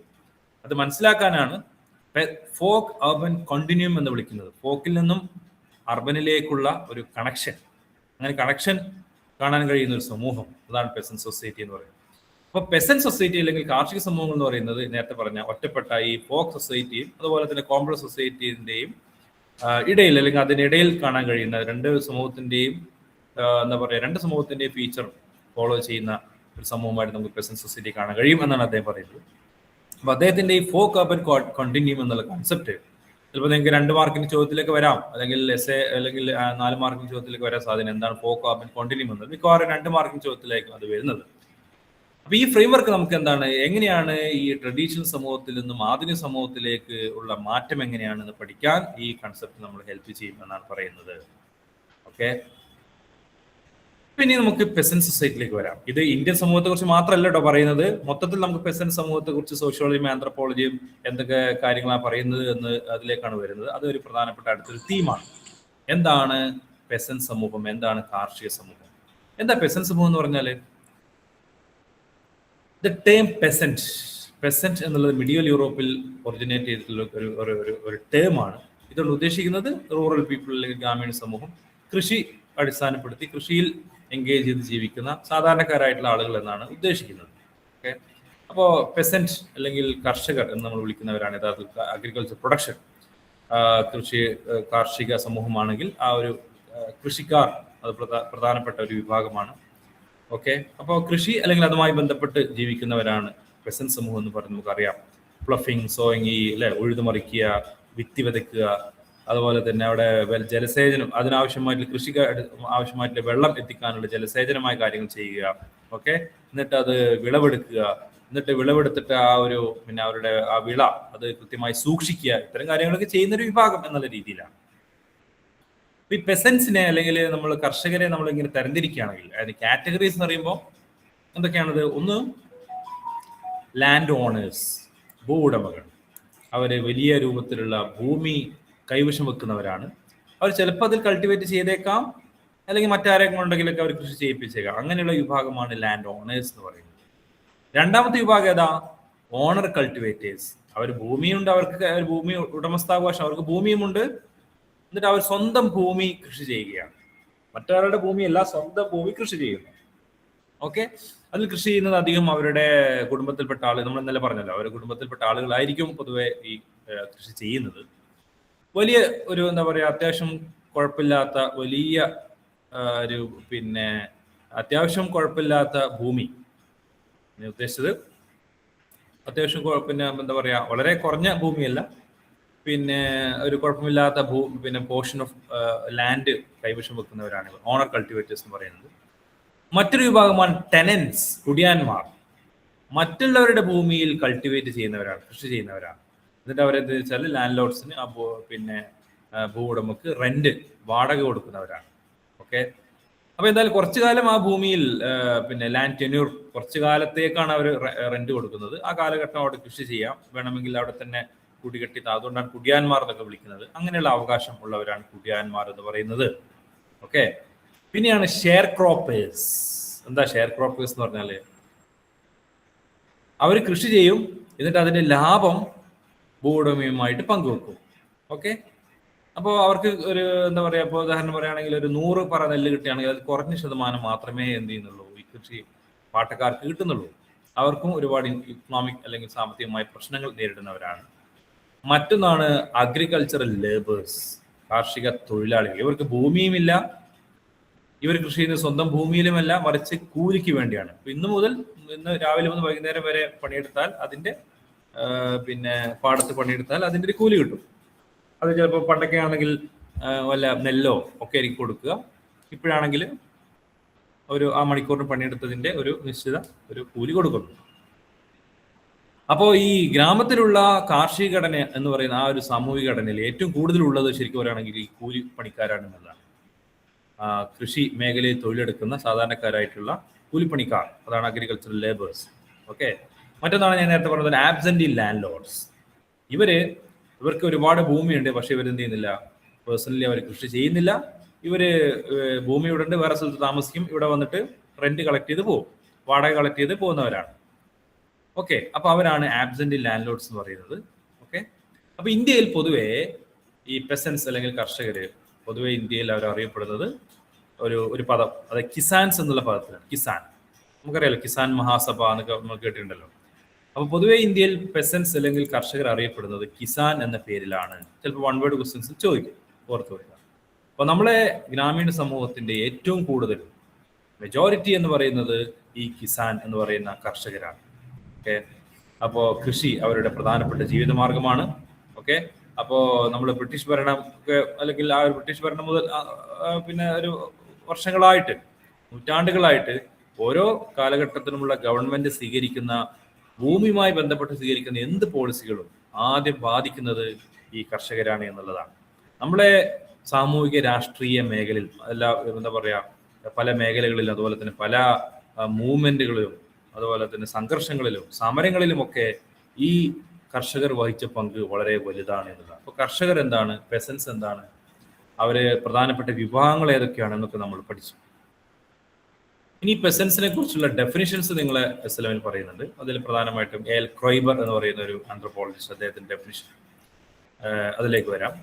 അദ്ദേഹം എന്താ പറയുന്നത്? അദ്ദേഹം പറയുന്നത് പെസൻസ് എന്ന് പറയുന്നത് എന്താണ്, അവര് മാർക്കറ്റ് സെന്ററിനടുത്ത്, നമ്മൾ മാർക്കറ്റ് വിപണിയുടെ അടുത്ത് താമസിക്കുന്ന റൂറൽ ആയിട്ടുള്ള ആളുകളാണ്. അവര് എന്താ പറയുക, സിവിലൈസേഷന്റെ ഒരു പ്രധാനപ്പെട്ട ഭാഗമാണ്. അവർ ഒരു ട്രഡീഷണൽ ആയിട്ടുള്ള കസ്റ്റംസ് ഒക്കെ ഫോളോ ചെയ്യുന്നവരാണ്. ഇത്തരത്തിലൊക്കെയാണ് ക്രോയ്ബർ പറയുന്നത്. അപ്പൊ എന്താണ് ക്രോയ്ബർ പറയുന്നത്? അവര് ഗ്രാമീണ സമൂഹമായിരിക്കും, അവര് എന്താ പറയാ, മറ്റ് സമൂഹങ്ങളുമായി ബന്ധപ്പെട്ട് താമസിക്കുന്നവരാണ്. അവരെന്താണ്, ഒരു സാംസ്കാരികമായിട്ട് ഒരു പ്രത്യേക രീതിയിൽ ഒക്കെയുള്ള പ്രത്യേക ജീവിത രീതി പിന്തുടരുന്നവരാണ്. ഓക്കെ, ഇതൊക്കെയാണ്. അതുപോലെ തന്നെ ജോർജ് ഡാൽട്ടൺ, നിങ്ങൾ ഞാൻ പറയുന്നത് ഫോളോ ചെയ്യുന്നില്ല? നിങ്ങൾ ഇവിടെ ഇല്ലേ, കേൾക്കുന്നില്ലേ? ഓക്കെ, അപ്പൊ ഞാൻ പറയുന്ന ഈ സ്ക്രീനിലേക്ക് ശ്രദ്ധിക്കുക. ജോർജ് ഡാൽട്ടൺ എന്ന് പറയുന്ന അദ്ദേഹം ഈ ഡെഫിനിഷൻ കൊടുക്കുന്നത്, അദ്ദേഹം പറയുന്നത് പെസൻസ് എന്ന് പറയുന്നത് പൊതുവെ നമ്മളെ ഒരു മധ്യകാലഘട്ട മുതൽ തന്നെ വളരെ ഇൻഫീരിയർ, വളരെ താഴ്ന്ന ഒരു സമൂഹത്തിൽ വളരെ പൊസിഷൻ ഉണ്ടായിരുന്ന വിഭാഗമാണ് പെസൻസ് എന്ന് പറയുന്നത്. അവർ പൊതുവെ സാമൂഹികമായിട്ടും രാഷ്ട്രീയപരമായിട്ടും സാമ്പത്തികമായിട്ടും ഒക്കെ വളരെ സബോർഡിനേറ്റ് ആയിട്ട് സമൂഹത്തിൽ വളരെ താഴേക്കിടയിൽ താമസിച്ച ഒരു വിഭാഗം തന്നെയാണ് കർഷകർ എന്ന് പറയുന്നത്. സ്വാഭാവികമായിട്ടും മറ്റ് വിഭാഗം അവരെ ചൂഷണം ചെയ്യുന്നു, അവരെ കൺട്രോൾ ചെയ്യുന്നു, ആ രീതിയിലാണ് നമ്മൾ കാണുന്നത്. സ്വാഭാവികമായിട്ട് അവർക്കിടയിൽ തന്നെ ഒരുപാട് അസമത്വങ്ങളും പ്രശ്നങ്ങളും രാഷ്ട്രീയപരമായിട്ട് ഒരുപാട് പ്രശ്നങ്ങൾ അവർ ഫേസ് ചെയ്യുന്നുണ്ട്. ഇനി എറിക് ആർ വോൾഫ് ഇദ്ദേഹം പറയുന്ന ചില ക്ലാസിഫിക്കേഷൻ, അദ്ദേഹം പറയുന്നത് അദ്ദേഹം കർഷകരെ land owners, tenants, sharecroppers, resident labours എന്നൊക്കെ പറയുന്നുണ്ട്. ഓക്കെ, ആ ഒരു ഡിസ്റ്റിങ്ഷൻ അദ്ദേഹം നമ്മളത് പറഞ്ഞല്ലോ, ആ ഡിസ്റ്റിങ്ഷൻ അദ്ദേഹം പറയുന്നുണ്ട്. പിന്നെ ഇവിടെ ശ്രദ്ധിക്കേണ്ട പ്രധാനപ്പെട്ട ഒരു ഡിസ്റ്റിങ്ഷൻ ബിറ്റ്വീൻ പെസൻസ് ആൻഡ് ഫാർമേഴ്സ്. നിങ്ങൾ ഇത് നിങ്ങൾ കേട്ടിട്ടുണ്ടോ? ഫാർമർ എന്ന് പറഞ്ഞാൽ കർഷകനാണ്. അപ്പോ എറിക് വോൾഫിന്റെ അഭിപ്രായത്തിൽ എന്താണ് ഈ ഫാർമറും പെസന്റും തമ്മിലുള്ള വ്യത്യാസം? ആ വ്യത്യാസം എന്താണെന്ന് ചോദിച്ചു കഴിഞ്ഞാൽ, എന്താണ് ഈ വ്യത്യാസം, ഈ ഡിസ്റ്റിങ്ഷൻ എന്താണ്? അദ്ദേഹം പറയുന്നു, ഫാർമർ എന്ന് പറഞ്ഞാൽ ഉദ്ദേശിക്കുന്നത് വിൽക്കാൻ വേണ്ടി കൃഷി ചെയ്യുന്നവരാണ്. ഞാൻ കൃഷി ചെയ്തിട്ട് എൻ്റെ ഉൽപ്പന്നം ഞാൻ പുറത്ത് കൊണ്ടുപോയിട്ട് മാർക്കറ്റിൽ കൊണ്ടുപോയി വിൽക്കും. നേരെ മറിച്ച് പെസൻസ് പ്രധാനമായിട്ടും കൃഷി ചെയ്യുന്നത് അവർക്ക് തന്നെ കഴിക്കാനാണ്, അല്ല അവരുടെ ഉപയോഗത്തിന് വേണ്ടിയാണ് അവർ കൃഷി ചെയ്യുന്നത്, അല്ലാതെ വിൽക്കാനല്ല. ഇത് വിൽപ്പന ചരക്കല്ല, ഇത് എനിക്ക് അല്ലെങ്കിൽ എൻ്റെ കുടുംബത്തിന് ഉപയോഗിക്കാനാണ് എന്ന രീതിയിലാണ്. അതാണ് ഫാർമേഴ്സും പെസൻസും തമ്മിലുള്ള പ്രധാനപ്പെട്ട വ്യത്യാസമായിട്ട് എറിക് വോൾഫ്. സ്വന്തം ആവശ്യത്തിന് ഉണ്ടാക്കുന്നത്, സ്വന്തം ആവശ്യത്തിന് വേണ്ടി, സ്വന്തം ഉപയോഗിക്കാൻ വേണ്ടി കൃഷി ചെയ്യുന്നവരാണ്. അങ്ങനെയുള്ളവരെ അഡ്രസ് ചെയ്യാനാണ് നമ്മൾ പെസന്റ് എന്നുള്ള കൺസെപ്റ്റ് ഉപയോഗിക്കുന്നത്. നേരെ മറിച്ച് കൃഷി ചെയ്യുന്നത് പുറത്ത് കൊണ്ടുപോയി വിറ്റ് അതുകൊണ്ട് ലാഭം ഉണ്ടാക്കാൻ എന്നവരാണെങ്കിൽ ഫാർമർ എന്ന കൺസെപ്റ്റ് ഉപയോഗിക്കുന്നു എന്നാണ് ഇവിടെ എറിക് വോൾഫ് അഭിപ്രായപ്പെടുന്നത്. ഓക്കെ, മനസ്സിലായില്ലേ? ഓക്കെ. അപ്പോ സ്വന്തം ആവശ്യം അതുപോലെ തന്നെ ലാഭത്തിന് വേണ്ടി ഈ വ്യത്യാസങ്ങളാണ്. പിന്നെ റോബർട്ട് റെഡ്ഫീൽഡ് പറഞ്ഞല്ലോ പെസന്റ് സമൂഹങ്ങൾ എന്ന് പറയുന്നത്, ഞാൻ നേരത്തെ പറഞ്ഞ ഫോക്ക് അർബൻ കണ്ടിന്യൂം എന്ന കൺസെപ്റ്റ് ഉപയോഗിച്ചുകൊണ്ടാണ് അദ്ദേഹം പെസന്റ് സമൂഹത്തെ മനസ്സിലാക്കുന്നത്. അപ്പോൾ ഒരേ സമയം തന്നെ എന്താ ഒരു പ്രത്യേകത? They possess characteristic of both traditional and modern societies. ആധുനിക സമൂഹത്തിന്റെയും അതുപോലെ തന്നെ പരമ്പരാഗത സമൂഹത്തിന്റെയും ഫീച്ചേഴ്സ് ഉള്ളവരാണ് ഇവർ. ഇവർക്ക് ഒരേ സമയം തന്നെ നമുക്ക് പാരമ്പര്യ സമൂഹത്തിന്റെ ഫീച്ചർ കാണാൻ കഴിയും, എന്നാൽ അതേസമയം തന്നെ ആധുനിക സമൂഹത്തിന്റെ ചില ഫീച്ചറുകളും കാണാൻ കഴിയും. അതുകൊണ്ടാണ് അവരെ ഫോക്ക് അർബൻ കോണ്ടിന്യൂം എന്നുള്ള കൺസെപ്റ്റ് ഉപയോഗിച്ചിട്ട് റോബർട്ട് റെഡ്ഫീൽഡ് മനസ്സിലാക്കുന്നത്. ഓക്കെ, ഒരേ സമയം തന്നെ അവര് ടൗണുമായി ബന്ധപ്പെട്ടുകൊണ്ട്, എന്നാൽ ടൗണിനടുത്തുള്ള ചില പ്രദേശങ്ങളിലൊക്കെ താമസിക്കുന്നവരാണ്, എന്നാൽ പരമ്പരാഗതമായ ജീവിതം പിന്തുടരുന്നവരുമാണ്. അതുകൊണ്ട് ആണ് റോബർട്ട് റെഡ്ഫീൽഡ് ഈ രീതിയിൽ കാണുന്നത്. ഇനി ഗഫ് എന്ന് പറയുന്ന സ്കോളർ നോക്കുക, അദ്ദേഹത്തിന്റെ ഡെഫിനിഷൻ പൊതുവെ പ്രത്യേകിച്ച് ഇതിൽ പുതുമയൊന്നുമില്ല. പെസൻസ് എന്ന് പറയുന്നത് എന്താണ്, സിമ്പിൾ ടെക്നോളജി ഉപയോഗിച്ചുകൊണ്ട് കൃഷി ചെയ്യുന്നവരാണ്. അവരുടെ പിന്നെ ഉൽപ്പന്നങ്ങൾ അധികം അവരുടെ മാലിക്കിന് അല്ലെങ്കിൽ ഭൂവുടമക്ക് കൊടുക്കുന്നവരാണ്. ഓക്കെ, മറ്റുള്ളവരെ അവരെ പ്രൊഡക്ഷൻ കൺട്രോൾ ചെയ്യുന്നു. ഓക്കെ, ഈ രീതിയിലൊക്കെയാണ് നമ്മുടെ ഗഫ് ഡെഫിനിഷൻ കൊടുക്കുന്നത്. ഇനി വളരെ പ്രധാനപ്പെട്ട ഒരു ഡെഫിനിഷൻ, തിയോഡർ ഷാനിൻ. അദ്ദേഹം പൊതുവെ പെസന്റ് സൊസൈറ്റിയെ കുറിച്ച് ഒരുപാട് പഠിച്ചിട്ടുള്ള ആളാണ് തിയോഡർ ഷാനിൻ. അദ്ദേഹത്തിന്റെ അഭിപ്രായത്തിൽ ഒരു പെസന്റ് സൊസൈറ്റിക്ക് അല്ലെങ്കിൽ കാർഷിക സമൂഹത്തിന് ഉണ്ടാകുന്ന പ്രത്യേകതകൾ എന്തൊക്കെയാണ്? അദ്ദേഹം പറയുന്നു, ഒന്നാമത്തെ പ്രത്യേകത എന്ന് പറയുന്നത് ഫാമിലി ഫാം, അതായത് കുടുംബത്തിന്റെ ഒരു കൃഷി, കുടുംബക്കാർ മൊത്തത്തിൽ കൃഷി ചെയ്യുക എന്ന രീതിയിലാണ്. അപ്പോൾ എന്താണ്, കുടുംബക്കാർ അല്ലെങ്കിൽ കുടുംബത്തിലെ അംഗങ്ങളൊക്കെ ഈ കൃഷിയുടെ ഭാഗമാവുന്നു. കൃഷി അതുപോലെ തന്നെ പിന്നെ അവരുടെ കൂലിപ്പണി എടുക്കുന്നത്, കൺസംഷൻ, ഇതിലൊക്കെ അവരുടെ വീട് അല്ലെങ്കിൽ കുടുംബം ഒരു പ്രധാനപ്പെട്ട റോൾ വഹിക്കുന്നു. ഓക്കെ, രണ്ടാമത്തത് ലാൻഡ് അല്ലെങ്കിൽ ഭൂമിയാണ് അവരുടെ ജീവിതത്തിന് പ്രധാന വരുമാന മാർഗം. ഈ അവരുടെ ഉടമസ്ഥതയിലുള്ള ഒരു പാടം അല്ലെങ്കിൽ കൃഷിഭൂമി, അതാണ് അവരുടെ ജീവിതത്തിന്റെ അടിസ്ഥാനം എന്ന് പറയുന്നത്. അവർക്ക് ഭക്ഷണം, അവരുടെ ഇൻകം, അവരുടെ സോഷ്യൽ സ്റ്റാറ്റസ് ഒക്കെ ഈ ഭൂമിയാണ് തീരുമാനിക്കുന്നത്. ഭൂമി കൂടുതലുണ്ടെങ്കിൽ നല്ല സ്റ്റാറ്റസ്, ഭൂമി കുറവാണെങ്കിൽ സ്റ്റാറ്റസ് അതനുസരിച്ച് കുറയും, ആ രീതിയിൽ. അപ്പൊ ഭൂമി സ്റ്റാറ്റസിന്റെയും ജീവിതത്തിന്റെയും വരുമാനത്തിന്റെയും അടിസ്ഥാന ഘടകമായി ഉള്ള ഒരു വിഭാഗമാണ് പിന്നെ പെസന്റ് സൊസൈറ്റി എന്ന് പറയുന്നത്. അതാണ് തിയോഡർ ഷാനിൻ പറയുന്നത്. പിന്നെന്താണ്, ഡിസ്റ്റിങ്ക്ട് ട്രഡീഷണൽ കൾച്ചർ, അവരുടെ ഒരു പ്രത്യേക രീതിയിലുള്ള ഒരു പരമ്പരാഗത കൾച്ചറാണ് അവരുടേത്. ഓക്കെ, പെസൻസ് എന്ന് പറയുന്ന ഒരു പ്രത്യേക രീതിയിലുള്ള ഒരു പരമ്പരാഗത ജീവിത രീതി പിന്തുടരുന്നവരാണ്. അവരുടെ ജീവിത രീതി, അവരുടെ റിച്വൽസ്, ബിലീഫ്സ് ഒക്കെ ഒരു പ്രത്യേക രീതിയിലാണ്. ഓക്കെ, പ്രത്യേകിച്ച് അവർ പരമ്പരാഗതമായി കൈമാറ്റം ചെയ്യപ്പെടുന്ന ചില വിശ്വാസങ്ങളും ഒക്കെ ഫോളോ ചെയ്യുന്നവരായിരിക്കും അവർ. ഓക്കെ, പ്രത്യേകിച്ച് ആ നാട്ടിലെ പ്രാദേശിക കൾച്ചർ അവരുടെ ജീവിതത്തെ വളരെയധികം സ്വാധീനിക്കുന്നുണ്ട്. പിന്നെ തിയോഡർ ഷാൻലിൻ പറയുന്നത് നാലാമതായിട്ട് അവരുടെ സ്ഥാനം എന്ന് പറയുന്നത് പൊതുവേ സമൂഹത്തിൽ വളരെ ഒരു സബോർഡിനേറ്റ് ആയിട്ടുള്ള പൊസിഷൻ ഉള്ളവരാണ് പെസൻസ് എന്ന് പറയുന്നത്. പൊതുവേ എല്ലാ സമൂഹങ്ങളിലും രാഷ്ട്രീയപരമായിട്ടും സാമൂഹികമായിട്ടും വളരെ ഡിസഡ്വാൻറ്റേജ് ആയിട്ടുള്ള ഒരു വീക്കർ സെക്ഷനാണ് പൊതുവെ പെസൻസ് എന്ന് പറയുന്നത്. അവരെ എന്താണ് ഭൂവുടമകളും അതുപോലെ തന്നെ പിന്നെ ഞാൻ നേരത്തെ പറഞ്ഞ മണി ലെൻഡേഴ്സ്, ഈ പണമിടപാടുകാർ, അതുപോലെ തന്നെ ഗവൺമെന്റ് ആണെങ്കിലും ഒക്കെ അവരെ ചൂഷണം ചെയ്യുന്നതാണ് നമ്മൾ പൊതുവെ എല്ലാ സിവിലൈസേഷൻ കൾച്ചറിൽ നമ്മൾ കാണുന്നത് എന്നാണ് പറയുന്നത്. പിന്നെ വീണ്ടും അദ്ദേഹം പെസൻസ് സൊസൈറ്റിയുടെ ചില പ്രത്യേകതകൾ പറയുന്നുണ്ട്. അത് ഒരു റിപ്പീറ്റേഷൻ അവിടെ വരുന്നുണ്ട്. ഞാൻ നേരത്തെ പറഞ്ഞ പോലെ തന്നെ കുടുംബ അല്ലെങ്കിൽ ഈ പാടത്ത് കൃഷി ചെയ്യാൻ കുടുംബാംഗങ്ങളെ ഡിപ്പെൻഡ് ചെയ്യുക, അതുപോലെ തന്നെ എന്താണ് പരമ്പരാഗത വിശ്വാസം, ഇതൊക്കെ പറഞ്ഞു തന്നെയാണ് കൂടുതൽ പറയുന്നത്. എന്തെങ്കിലും പുതുതായിട്ടുണ്ടെങ്കിൽ ഞാൻ പറയാം. അവർക്ക് സംഭവിക്കുന്ന മാറ്റങ്ങൾ എന്ന് പറയുന്നത് അതും വ്യത്യസ്തമായ രീതിയിലാണ്. ഓക്കെ, അപ്പൊ ഇതൊക്കെയാണ് പെസൻസ് സമൂഹങ്ങളും അവരുടെ പ്രത്യേകതകളുമായിട്ട് സോഷ്യോളജിസ്റ്റുകളും ആന്ത്രോപോളജിസ്റ്റുകളും ഒക്കെ പറയുന്നത്. ഓക്കെ, ഇപ്പൊ ഞാൻ നേരത്തെ മുമ്പ് സൂചിപ്പിച്ചിരുന്നു, നമ്മൾ ക്ലാസ് തുടങ്ങുമ്പോൾ തന്നെ പറഞ്ഞിരുന്നു, ഇന്ത്യയിൽ അടക്കം എന്നല്ല, ഇന്ത്യയിൽ പ്രത്യേകിച്ച് നമ്മൾ കണ്ടു ഈ കൊളോണിയൽ ഭരണത്തിന്റെ ഇടപെടൽ ശേഷം, അല്ലെങ്കിൽ അവർ ഇടപെട്ടതിന് ശേഷം അവര് എന്താണ് പിന്നെ ഇന്ത്യൻ അഗ്രികൾച്ചറിലും കാർഷിക സമൂഹത്തിലും ഒക്കെ വന്നതിന് ശേഷം സംഭവിച്ചിട്ടുള്ള ഒരുപാട് മാറ്റങ്ങൾ.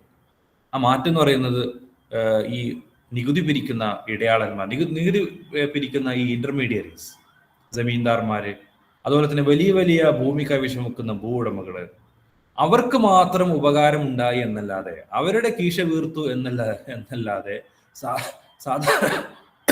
സാധാരണക്കാരായിട്ടുള്ള ആളുകൾ, കൃഷിക്കാര്, അഗ്രികൾച്ചറൽ ലേബേഴ്സ്, കാർഷിക തൊഴിലാളികൾ, അതുപോലെ തന്നെ കുറഞ്ഞ ഭൂമിയിൽ കൃഷി ചെയ്യുന്ന ആളുകൾ, അതുപോലെ തന്നെ പാട്ടക്കാര്, ഷെയർ ക്രോപ്പേഴ്സ്, ഇവരുടെയൊക്കെ ജീവിതം വളരെ ദുസ്സഹമായി തീർന്നു എന്ന് നമ്മൾ നേരത്തെ കണ്ടു. ഓക്കെ, ഈ അമിതമായി നികുതി ഈടാക്കാൻ തുടങ്ങിയപ്പോൾ സ്വാഭാവികമായിട്ട് ഈ നികുതി അടക്കാൻ കഴിയാതെ, അതുപോലെ തന്നെ ഗ്രാമത്തിൽ വന്ന് പിന്നെ പലിശക്ക് കടം കൊടുത്തിരുന്ന മണി ലെൻഡേഴ്സ്, ഈ മണി ലെൻഡേഴ്സിന് എന്താണ് വാങ്ങിയ കടത്തിന് തിരിച്ചടക്കാൻ കഴിയാതെ, പലിശ അടക്കാൻ കഴിയാതെ നടുവൊടിഞ്ഞ കർഷകർ, ഇവരുടെയൊക്കെ ജീവിതം ഇങ്ങനെ ദിനം പ്രതി ദുസ്സഹമായി തീർന്നു എന്നുള്ളതാണ്. അപ്പൊ അതുകൊണ്ട് ആ പ്രശ്നം മനസ്സിലാക്കി ആ പ്രശ്നത്തിനെതിരെ, അല്ലെങ്കിൽ അവരാരെയാണ് ചൂഷണം ചെയ്യുന്നത് ആ ചൂഷണത്തിനെതിരെ ഒരുപാട് സമരങ്ങൾ ബ്രിട്ടീഷുകാർ കാലഘട്ടം മുതൽ തന്നെ നമ്മൾ കാണുന്നുണ്ട്. ആ ഒരു കാലഘട്ടം മുതൽ തന്നെ അതിനെതിരെയുള്ള സമരങ്ങളും സംഘർഷങ്ങളും കർഷക സമരങ്ങളും നമ്മൾ കാണും. ആ ഒരു വിഷയം നമുക്കിവിടെ ഡിസ്കസ് ചെയ്യാം. പെസന്റ് മൂവ്മെന്റ്സ് ഇൻ ഇന്ത്യയിൽ നടന്നിട്ടുള്ള പ്രധാനപ്പെട്ട കർഷക സമരങ്ങളാണ്. നമുക്കറിയാം ഒരുപാട് കൊളോണിയൽ കാലഘട്ടം മുതൽ തന്നെ ഒരുപാട് പ്രശ്നങ്ങൾ കർഷകർ നേരിട്ടിരുന്നു. അപ്പൊ ഇതിനൊക്കെ ഒരു പ്രധാനപ്പെട്ട ഒരു കാരണം എന്ന് ജമീന്ദാർമാർ തന്നെയായിരുന്നു. വലിയ ഭൂമി കൈവശം വെച്ച് അതിന്റെ ടാക്സ് പിരിക്കുന്ന ആളുകൾ തന്നെയായിരുന്നു. ഈ എക്സസീവ് ടാക്സേഷൻ, അമിതമായ നികുതി പിരിവ്, അതാണ് യഥാർത്ഥത്തിൽ പെസൻസ് നേരിട്ട പ്രധാനപ്പെട്ട പ്രശ്നം എന്ന് പറയുന്നത്. അപ്പൊ അതുകൊണ്ട് ഇവര് വളരെ കഷ്ടപ്പെട്ടിട്ടാണ് കൃഷി ചെയ്യുന്നത്. അപ്പൊ അതിന്റെ ഉൽപ്പന്നങ്ങളിൽ അതിന്റെ വിളവൊക്കെ എന്താണ് കുറഞ്ഞ റേറ്റിന് അവർക്ക് വിൽക്കേണ്ടതായിട്ട് വന്നു. എന്തിന്? വെറുതെ ടാക്സ് അടക്കാൻ വേണ്ടി മാത്രം. അപ്പൊ ടാക്സ് അടക്കാൻ വേണ്ടി മാത്രം, എന്നാൽ തന്നെ ടാക്സ് അടക്കാൻ തികയുന്നില്ല, നികുതി അടക്കാൻ വേണ്ടി മാത്രം പണിയെടുക്കുന്ന വെറും പണിയാളുകളായിട്ട് മാറുകയാണ് അഗ്രികൾച്ചർ ലേബേഴ്സ്. അപ്പൊ അതുകൊണ്ട് മാത്രമല്ല, ഇവർക്ക് ഇഷ്ടപ്പെട്ട ചില കൃഷി, അല്ലെങ്കിൽ ഇവർക്ക് കൃഷി ചെയ്യാൻ ഇഷ്ടമുള്ള, ഇവർക്ക് ഉപകാരമുള്ള കൃഷി, ഇപ്പോൾ നെല്ല് കൃഷി ചെയ്യുക, അല്ലെങ്കിൽ ഗോതമ്പ് കൃഷി ചെയ്യുക, അതൊക്കെ മാറിയിട്ട് മാർക്കറ്റിൽ വിൽക്കാൻ കഴിയുന്ന നാണ്യവിളകളിലേക്ക്, പരുത്തി കൃഷി ചെയ്യുക, അല്ലെങ്കിൽ പിന്നെ കാപ്പി, കുരുമുളക് കൃഷി ചെയ്യുക, ഒക്കെ നാണ്യവിളകളാണ്. അപ്പോൾ ഈ ക്യാഷ് ക്രോപ്സ് കൃഷി ചെയ്യേണ്ടി വന്നു എന്നുള്ളതാണ്. ബ്രിട്ടീഷുകാർ നിർബന്ധിച്ചിട്ട് അവരുടെ പാടങ്ങളൊക്കെ, കൃഷിഭൂമിയൊക്കെ എന്താക്കി മാറ്റി മാർക്കറ്റ്, അല്ലെങ്കിൽ പറഞ്ഞല്ലോ ഈ കൊമേഴ്സ്യലൈസേഷൻ ഓഫ് അഗ്രികൾച്ചർ, നമ്മുടെ ഇന്ത്യയുടെ കാർഷിക മേഖല മൊത്തത്തിൽ കച്ചവടവൽക്കരിക്കപ്പെട്ടപ്പോൾ സംഭവിച്ചത് എന്താ? ഈ പിന്നെ എന്താണ് നെല്ല് കൃഷി, അതുപോലെ തന്നെ ഗോതമ്പ് കൃഷി ചെയ്യുക എന്ന് വേണ്ട, അവർക്ക് ആവശ്യമുള്ള കൃഷി മാറ്റിയിട്ട് ആ ഭൂമിയൊക്കെ എന്താക്കി മാറ്റി നാണ്യവിളകൾ കൃഷി ചെയ്യുന്ന കൃഷിയാക്കി മാറ്റി. അപ്പൊ അതുകൊണ്ട് ലാഭം എന്താണ് കുറഞ്ഞ ആളുകൾക്ക് മാത്രം കിട്ടുക എന്നല്ലാതെ കർഷകർക്ക് ഒരു ലാഭം കിട്ടാത്ത ഒരവസ്ഥയിലേക്ക് മാറുകയാണ്. മാത്രമല്ല, ഞാൻ നേരത്തെ പറഞ്ഞ മണി ലെൻഡേഴ്സ്, ഈ പണം കടം കൊടുക്കുന്ന വിഭാഗം, ഇവരൊരു പ്രധാനപ്പെട്ട ഒരു വിഭാഗമായിട്ട് മാറുന്നു. അവരും കർഷകരെ ചൂഷണം ചെയ്യുന്നു. അപ്പൊ ഈ ചൂഷണം, ഈ എക്സ്പ്ലോയിറ്റേഷൻ, ഒരേ സമയം തന്നെ ഗവൺമെന്റും അതുപോലെ തന്നെ ഭൂവുടമകളും ഈ ചൂഷണം ചെയ്യുന്നു. ആ ചൂഷണം സ്വാഭാവികമായിട്ടും വലിയ തോതിലുള്ള കാർഷിക പ്രശ്നത്തിലേക്ക് കൊണ്ടുപോവുകയാണ് ചെയ്യുന്നത്. അപ്പൊ ഇതിനെതിരെ ആദ്യമായിട്ട് പ്രതികരിക്കുന്ന ഒരു വലിയൊരു സംഘർഷമായിട്ട് വലിയൊരു പ്രസ്ഥാനമായിട്ട് മുന്നോട്ട് വന്നിട്ടുള്ള ഒരു ഒരു ഒരു സംഘടനയാണ്, ഒരു പ്രസ്ഥാനമാണ് ബീഹാർ പ്രൊവിൻഷ്യൽ കിസാൻ സഭ എന്ന് പറയുന്നത്, BPKS. അത് ഓർത്ത് വെക്കുക, മിക്കവാറും വൺ വേർഡ് ക്വസ്റ്റ്യൻസ് നിങ്ങൾക്ക് ചോദിക്കാൻ സാധ്യതയുണ്ട്. ബീഹാർ പ്രൊവിൻഷ്യൽ കിസാൻ സഭ എന്ന് പറയുന്ന ഒരു ഓർഗനൈസേഷൻ. അത് ഇന്ത്യയിൽ ഈ ഒരു വന്നിട്ടുള്ള പിന്നെ ആദ്യത്തെ കർഷക സമരങ്ങളിൽപ്പെട്ട ഒരു ഒരു ഒരു ഒരു ഓർഗനൈസ്ഡ് ആയിട്ടുള്ള ഒരു മൂവ്മെന്റ് ആണ് ഈ ബീഹാർ പ്രൊവിൻഷ്യൽ കിസാൻ സഭ എന്ന് പറയുന്നത്. 1929 ബീഹാറിൽ വെച്ച് അത് ആണ് എസ്റ്റാബ്ലിഷ് ചെയ്യപ്പെടുന്നത്.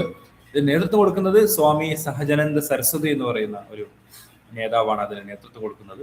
അപ്പോൾ കർഷകരുടെ അവകാശങ്ങൾ സംരക്ഷിക്കുക, ഈ കർഷകരെ ചൂഷണം ചെയ്യുന്ന ജമീന്ദാർമാർ അവരുടെ ചൂഷണം അവസാനിപ്പിക്കുക, അതുപോലെ തന്നെ ഇവർക്ക് എന്താണ് സെഫ് ഗാർഡിങ് ഓക്കുപ്പൻസി റൈറ്റ്സ്. ഈ ഇപ്പൊ കുടിയാന്മാരാണെങ്കിൽ അവർ കുറച്ചു കാലത്തേക്ക് അവിടെ കുടിൽ കെട്ടി താമസിച്ച് കൃഷി ചെയ്യുന്നു.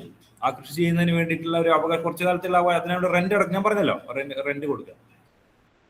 അപ്പോൾ അതിന്റെ ഒരു സെക്യൂരിറ്റി വേണം, അതിന് കുറച്ച് സെക്യൂരിറ്റി ആവശ്യമാണ്. ഓക്കെ, ഇപ്പോൾ അങ്ങനെ തോന്നുന്ന പോലെ ഇങ്ങനെ അവരെ ആ ഭൂമിയിൽ നിന്ന് ഇറക്കി വിടുക, അതൊക്കെയാണ് മലബാറിലൊക്കെ സംഭവിച്ചത്. ഈ മലപ്പുറം, ഇന്നത്തെ മലപ്പുറം, കോഴിക്കോട് പ്രദേശങ്ങൾ, സദേൺ മലബാറിലൊക്കെ 1921 നടന്ന പ്രധാനപ്പെട്ട മാപ്പിള ലഹള, അതിന് പ്രധാനപ്പെട്ട കാരണം എന്ന് പറയുന്നത് ഇങ്ങനെ അകാരണമായിട്ട് പെട്ടെന്ന് തന്നെ അവരുടെ ഭൂമിയിൽ നിന്ന് ഇറങ്ങിപ്പോകാൻ വേണ്ടി ഇങ്ങനെ പിന്നെ എന്താണ് ഭൂ ഉടമകൾ ജമ്മിമാര് ആവശ്യപ്പെട്ടപ്പോഴാണ് അവർക്കെതിരെ സമരം, മാപ്പിള ലഹളയായിട്ട് കാർഷിക സമരമായിട്ട് വന്നിട്ടുള്ളത്. അപ്പൊ അങ്ങനെ ഒരു തീരെ ഒരു സെക്യൂരിറ്റി ഇല്ലാത്ത തരത്തിലുള്ള ഭൂവുടമസ്ഥ അവകാശം, ഓക്കെ, അതാണ് യഥാർത്ഥത്തിൽ അതിനെതിരെ പ്രതികരിക്കാനാണ് ഇത്തരത്തിലുള്ള മൂവ്മെന്റ് ഒക്കെ വരുന്നത്. അപ്പൊ എന്തായാലും കർഷകരെ ഒരുമിപ്പിക്കാനും അവരെ ഈ ഒരു പ്രശ്നത്തിന് വേണ്ടി അവരെ എന്താണ് ഈ കർഷക സമരത്തിലേക്ക് കൊണ്ടുപോകാൻ, അവരെ മൊബിലൈസ് ചെയ്യാനും ഒക്കെ ഈ മൂവ്മെന്റ് സാധിച്ചു എന്നുള്ളതാണ്.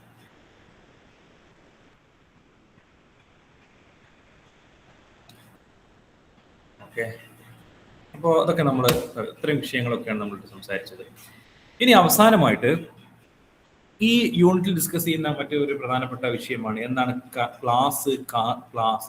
കാസ്റ്റ് ആൻഡ് ക്ലാസ്, ജാതി അതുപോലെ തന്നെ വർഗം, അല്ലേ, and peasantry in Indian context. അത് നമുക്ക് അറിയുന്ന വിഷയങ്ങൾ തന്നെയാണ്, അതൊന്നുകൂടി ഒന്ന് പറയും. ഇപ്പോൾ കാസ്റ്റിനെ കുറിച്ചൊക്കെ നമ്മൾ ഫസ്റ്റ് ഒരു ഒന്നാമത്തെ സെമസ്റ്റർ മുതലേ നമ്മൾ ഡിസ്കസ് ചെയ്യുന്ന വിഷയമാണ് ഈ ജാതി എന്ന് പറഞ്ഞാൽ എന്താണെന്നൊക്കെ.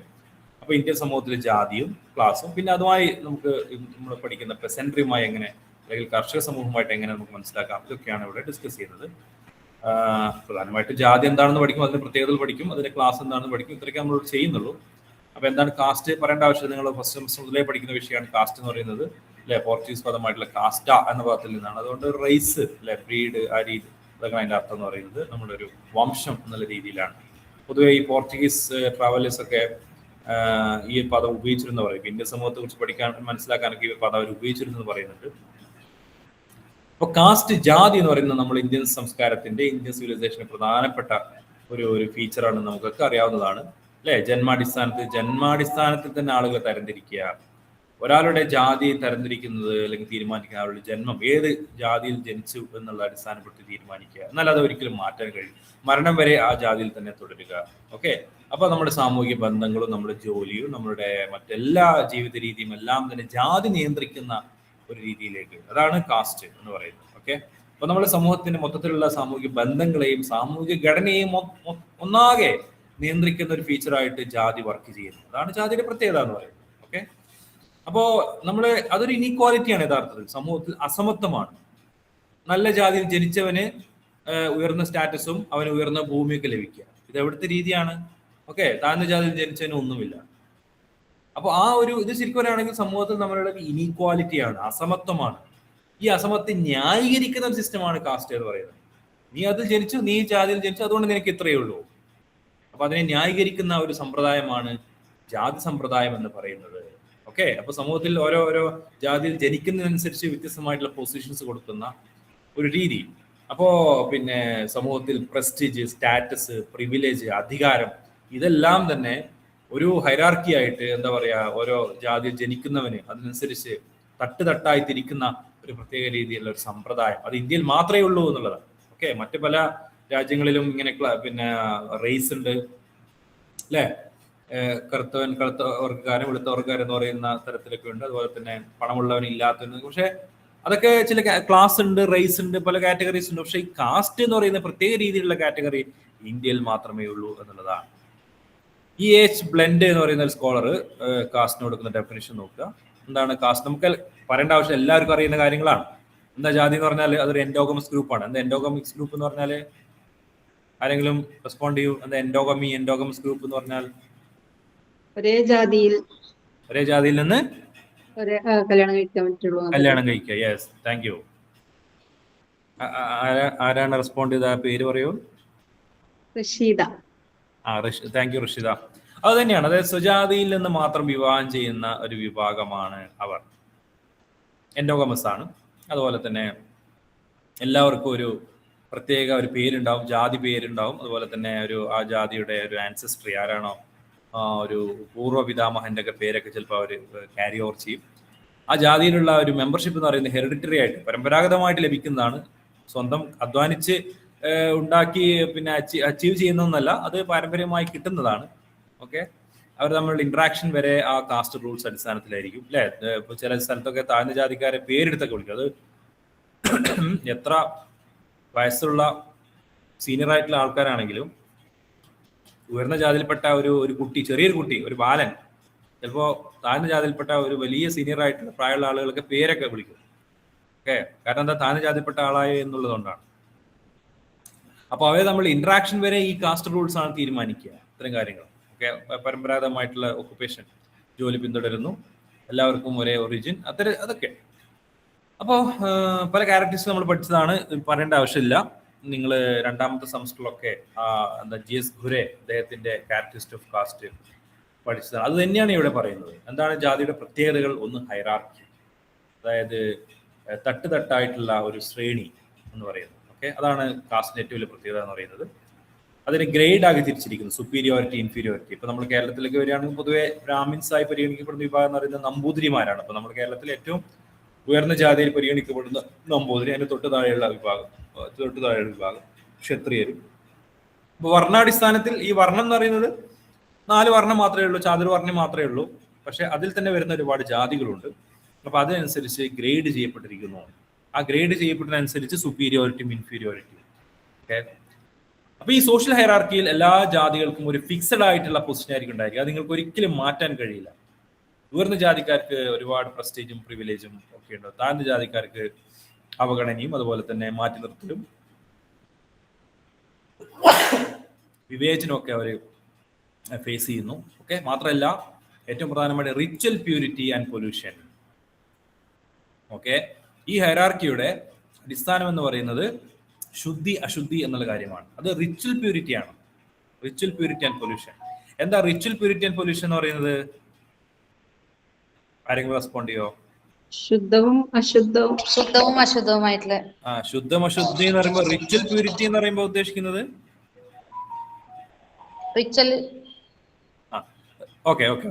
റിച്വൽ ആയിട്ടുള്ള പ്യൂരിറ്റി എന്ന് പറയുമ്പോൾ ഉദ്ദേശിക്കുന്നത്, അതായത് ഇപ്പൊ നമ്മൾ താഴ്ന്ന ജാതിക്കാരായിട്ടുള്ള ഒരാള്, അയാൾ നല്ല എന്താ പറയാ, ഹൈജീനിക് ആയ പ്രശ്നമല്ല. അയാൾ എന്നും നന്നായി കുളിച്ച് നല്ല വസ്ത്രം ധരിക്കുന്നവനാണ്, എന്നും കുളിക്കും, നല്ല വൃത്തിയുള്ളവനാണ്.